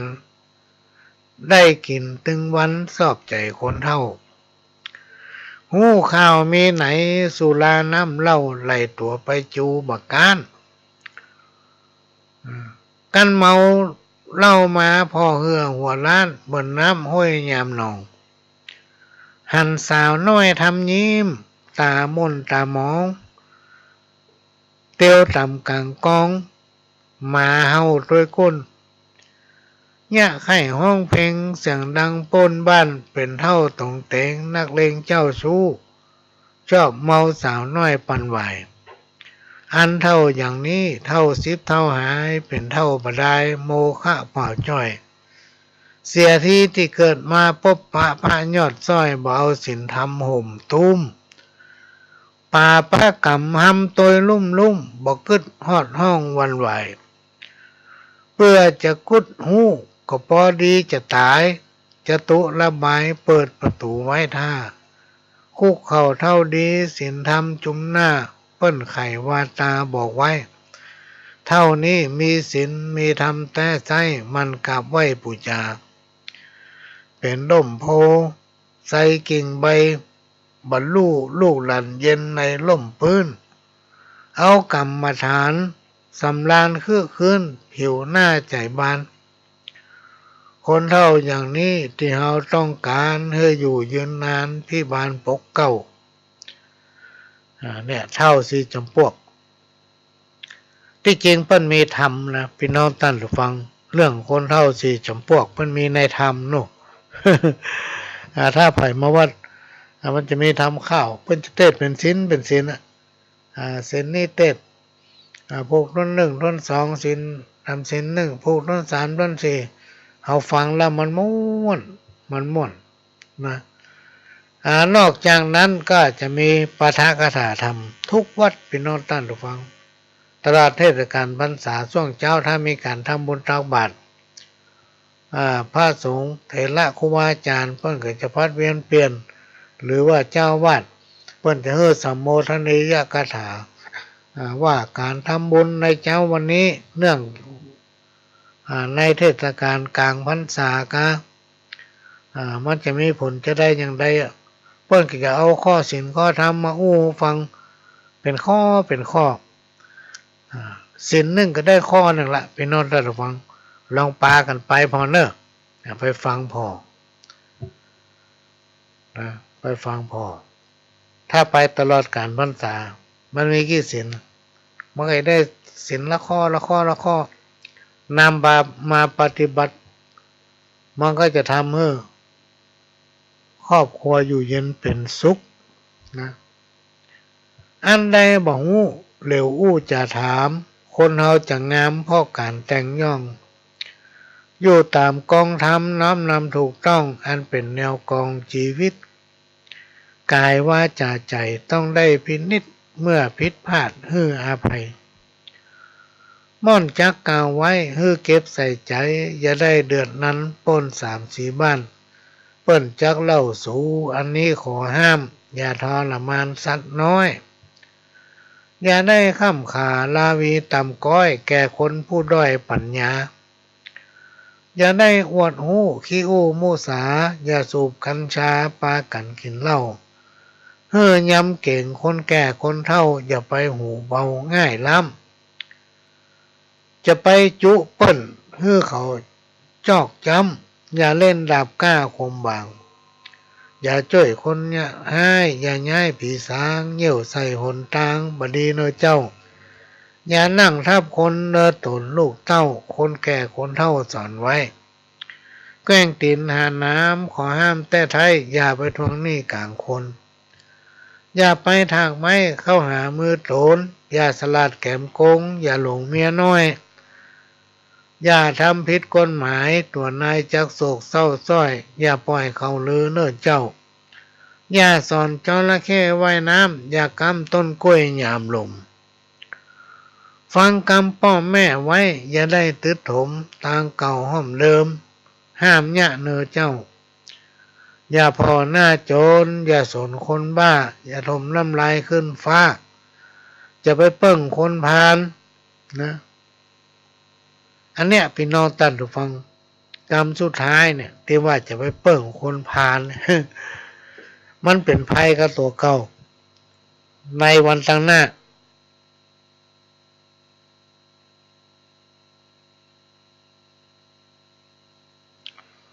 เปิ้นก็เลยแต่งแต้มเขียนไว้ว่าจะไปเปิ้งคนพาลมันจะเอาไปมันจะเอาไปดูถูกเขาในวันหน้ามันตึงหมดแล้วมาหายไปที่ไหนมันก็จะว่าคนทำมันทะเลาะกันครับเยลโลพี่น้องตั้งแต่ฟังคนพาลเนี่ยมันชอบพืชขอนจักเข็บคุยเอาคำที่มันมีมานะชอบยุแย่ทำเมื่อเปิ้นทะเลาะบอแวงกันแทนประการเรื่องจะไปต้าคิดเล่าเนี่ยพี่น้องตั้งแต่ฟังมันหูดีหูมันดีประสาทอย่างมันดีหมดแต่ประคองตัวมันได้ คนเฒ่าแก่บ่เลยแต่งแต้มเขียนไว้แล้วก็มาบอกมาจี้ให้ฟังว่าเป็นอีเนอร์คำว่าคืดเนี่ยพี่น้องท่านผู้ฟังมันคืดคืดมันเป็นจะได้หาหลายคนตอบมาได้ว่าคืดเป็นจะได้แต่ถ้าไผโดนคืดแล้วพี่น้องท่านผู้ฟังโดนคืดแล้วเนี่ยแก้บ่ได้เหมือนกับกรรมนะถ้าไผมาบอกต้านว่าอันเนี้ยถ้าท่านเล่าให้เพิ่นฟังว่าผมก็ดีข้าเจ้าก็ดีแม่ก็ดีตุ๊กอย่างนั้นอย่างนี้มีความในใจบางทีสตางค์ไม่เต็มบ้านอันอย่างก็บ่เดือดร้อนสักอย่างก็แต่ว่ามันอยู่ตึงม่วนร้อนรุ่มในอกในใจเนี่ยอะไรก็มาเข้าหานี่หมดอันนี้นะหรือมันบ่มีสักอย่างเดือดร้อนเนาะ3 วันดี4 วันให้ได้มากับกุ้มใจเนาะเป็นกรรมแล้วนี่ต้องทำพิธีทำอันนั้นทำอันนี้เดี๋ยวเขาจะแก้กรรมถ้าไผ่อันน่ามันจุละ จะไปเจือไผ่แก้มาได้พี่น้องตั้งแต่ฟังกรรมมันเกิดจากการกระทำของไผ่ของมันนะกรรมมันเกิดจากกระทำของไผ่มันพญาติก็เกิดกับตัวของไผ่ของมันนอกจากว่าเราจะไปขอเปิ้นรดน้ำมนต์กับปู่จมปู่จาเพื่อให้จิตใจเราดีขึ้นมานะปู่จมปู่จาก็คือมันลดนะพี่น้องท่านฟังอันอย่างก็ดีที่เขาเป็นทุกข์มันจะเบาบางไปอันใดก็ดีที่ทำเมื่อเขากระวนกระวายมันอาจจะดีขึ้นมาอันนี้เป็นสิ่งที่เอามาเล่ามาสู้กันฟังภัยสังคมในยุคปัจจุบันมันนักหนาป้าป้านพี่น้องท่านฟังจะไปหูเบาทุกอย่างเนี่ยมันเกิดขึ้นมันมีเหตุมีผลเป็นของมัน พี่น้องท่านผู้ฟังจะไปรับเชื่อแล้วท่านจะเสียใจภายหลังอย่างกระจ่างมันมีเหตุมีผลเพราะนั้นสิ่งไหนที่ว่ามันบดีนะจะไปเนี้ยอันใดที่ว่ามันคืดจะไปใกล้ฟังคนเฒ่าคนแก่ฟังพ่อฟังแม่ฟังครูบาอาจารย์เกิดมาต้องเป็นคนดีอยู่ใต้ลุ่มฟ้าในโลกล่าโลกีขอให้เป็นคนดีเอาดีให้ได้เกิดเป็นคนดีให้ดีเลิศล้นคิดให้ถูกท่วนไว้ในหัวใจเป็นคนดีแต่ชีวิตสดใสเป็นผลกำไรสืบไว้ภายหน้าที่ประจำตัวนั้นคือศีลห้าให้มีศรัทธามาครบเฮาเป็นคนดีเปิ้นก็เคารพก็นับถือได้ตัวเฮาเป็นคนดีแต่จังมีเปื้อนแก้เหงาคอยช่วยเหลือเฮาเมื่อตกต่ำใต้ตกน้ำบ่ไหลตกไฟบ่ไหม้มีคนอุ้มจูช่วยกำเป็นคนดีน้ำใจเลิศล้ำมีเมตตาด้วยขุนนะเป็นคนดีแล้วมีมุทิตามีกรุณามาบังห่อหุ้มเมื่อเป็นคนดีรักษาตัวกุ้มบ่มีไผตุมขว้างละเป็นคนดีมีอาชีวะบ่ผิดแผกได้กองธรรมศีลห้าข้อนั้นต้องเป็นประจำมีอาชีพทำตามกันไปด้วยเฮาเป็นคนดีบ่มีแซงซ้อยมีคนตามโดยผูกมิตรเฮาเป็นคนดีตึงบ่าพิษภัยหันก็ต้องอินดูเป็นคนดีแต่มันตึงบ่มีศัตรูฟ้าก็อุ้มชูดูแลผลได้เฮาเป็นคนดีมันสากับไว้อยู่สุขสบายเลิศล้ำเป็นคนดีใจใสเหมือนน้ำซ้ำสะอาดด้วยกายาเพราะความดีนั้นเติมตุ้มรักษามีเทวดารักษาตัวเจ้าเนินไหนอันนี้มันมีแต่พี่น้องท่านฟังที่ว่าเทวดารักษาตัวเนี่ยทุกคนมีของดีรักษาตัวหมดอย่างน้อยๆก็มีผีหอผีเฮือนมีผีปุญญามีพ่อมีแม่เป็นเทวดาคุ้มครองรักษาเฮาพ่อแม่เนี่ยพี่น้องท่านผู้ฟังหาอย่างมาเปรียบถึงมาได้เหมือนธนาคารเหมือนตู้ ATM เหมือนออมสินเขาจะฝากก็จ้างมาฝากก็จ้าง ถึงเวลาจะใจมันถึงได้ละ อันนี้ก็เป็นเรื่องที่นำมาฝากอากาศเป็นพิษโควิดแพร่หลายเป็นอันตรายยากจักหลีกเลี่ยงได้พี่น้องเอาหน้าดำกำเศร้ากระเป๋าก็บางเบาตัวทิศจักเปิ้งภายในบ่ได้สักนิดอิดใจแต่เจ้านอนายห้องก็ตุกยากล้ำน้ำตาป้อนไหลอยู่บ้านบ่ได้กินก้าไข่ต้มกินก้าไข่ต้มไข่ต้มประเดี๋ยวนี้แกนหนึ่ง4-5 บาทกันนะพี่น้องต้อนหรือฟังแต่ก่อนนี่แกนบาทนี่เขาว่าแพงละ ประเด็นนี้แกน4-5 บาทอย่างแพงไปหมดพี่น้องต้อนหรือฟังอันคนเฮาเกิดมาย่อมลาภาคปัดบ่พ้นต่างตายเหมือนกันคู่คนเกิดมาเป็นคนมนุษย์ไผบ่ได้ล่องโหนเกิดมาเป็นคนลอกคาบบ่ได้จากกำสูดสัตว์ตัวอยู่ลุ่มใต้จ้างม้างัวควายก่อนแล้วใกล้หมูมาจีวาบักแห้วก็อยู่บ่ได้สักอัน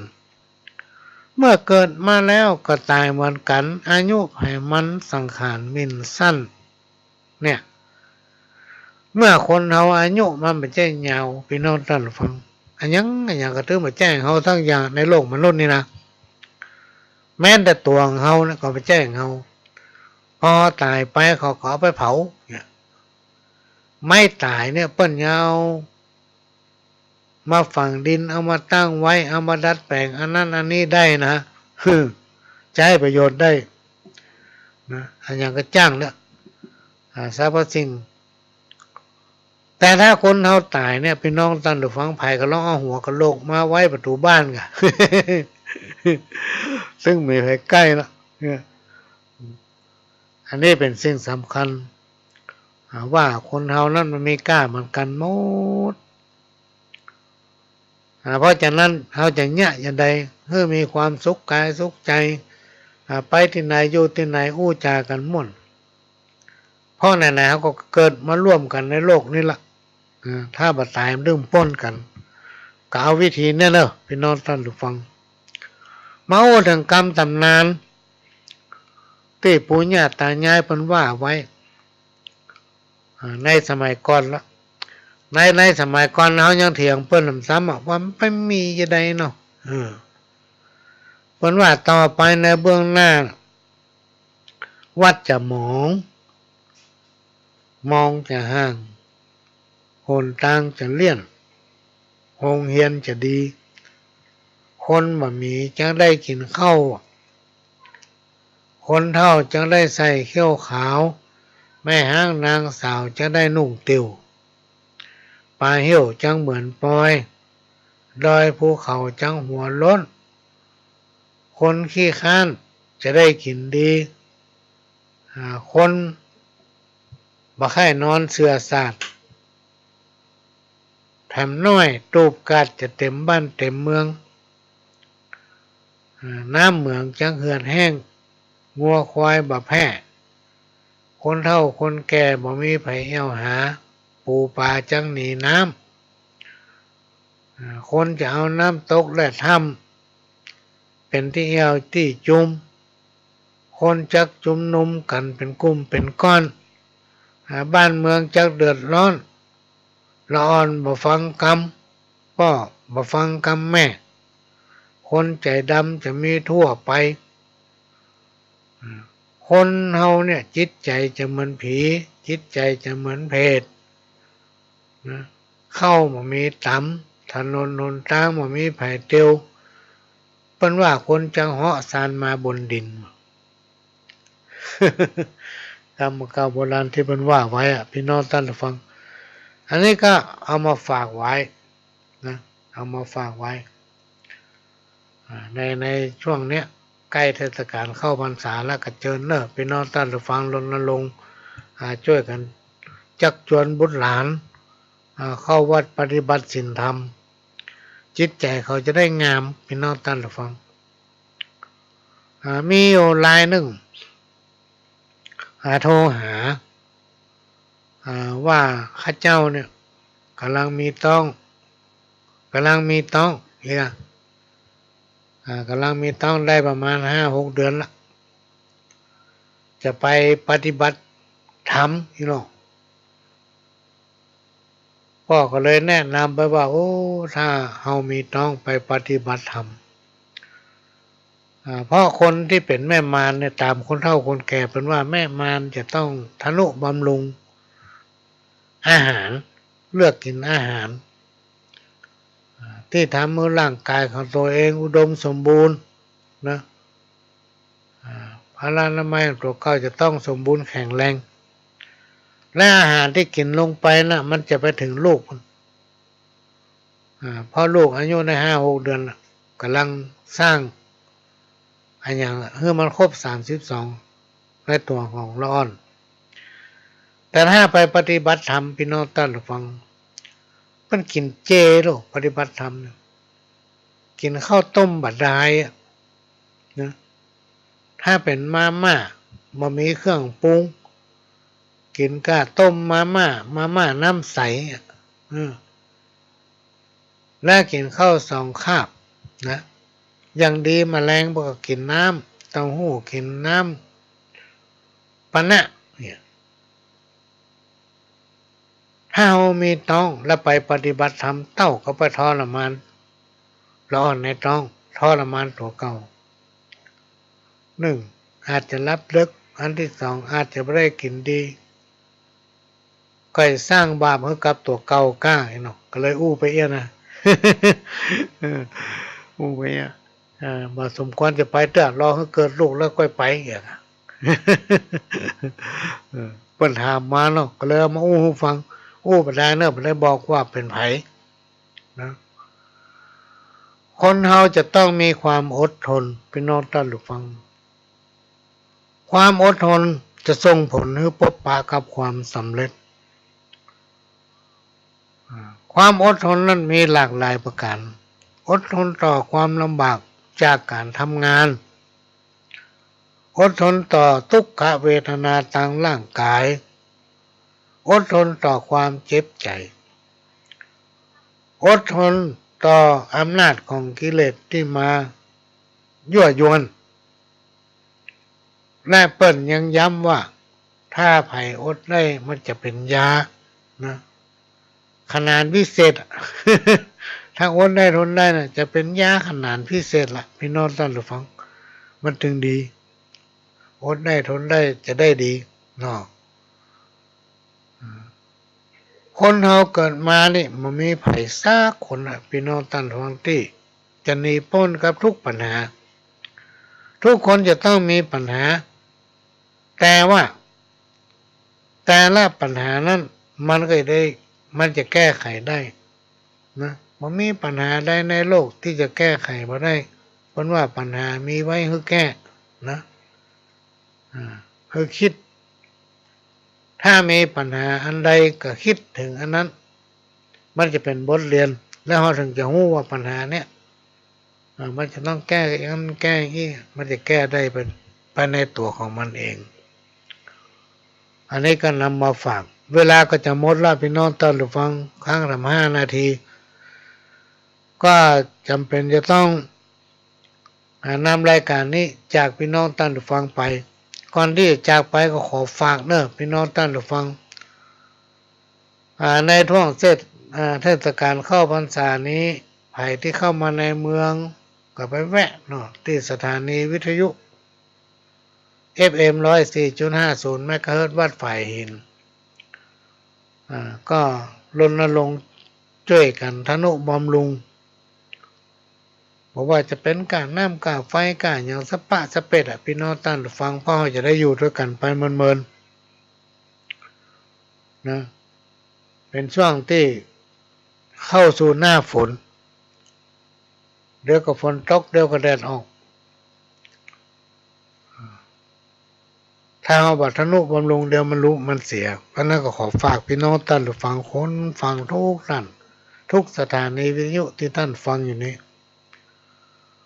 และก็ผู้ที่มาเป็นวิทยากรนำเอาสาระสปะมาเผยแพร่ให้พี่น้องท่านฟังนะครับฟังกันนี้ล้วนแต่เป็นผู้ที่มีเมตตามีความเสียสละนะสละตึงเวลาสละตึงอย่างทุกอย่างมาพบปะพี่น้องท่านฟังเพื่อนำเอา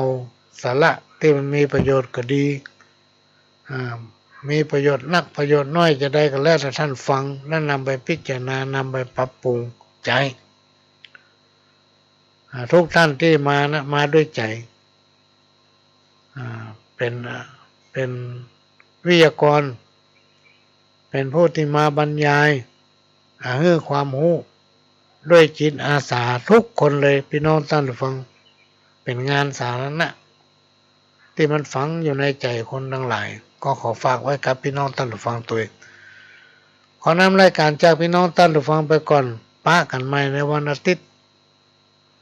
จากกับผมพระหลวงสว่างท่าดินจันทร์ขอสวัสดีครับ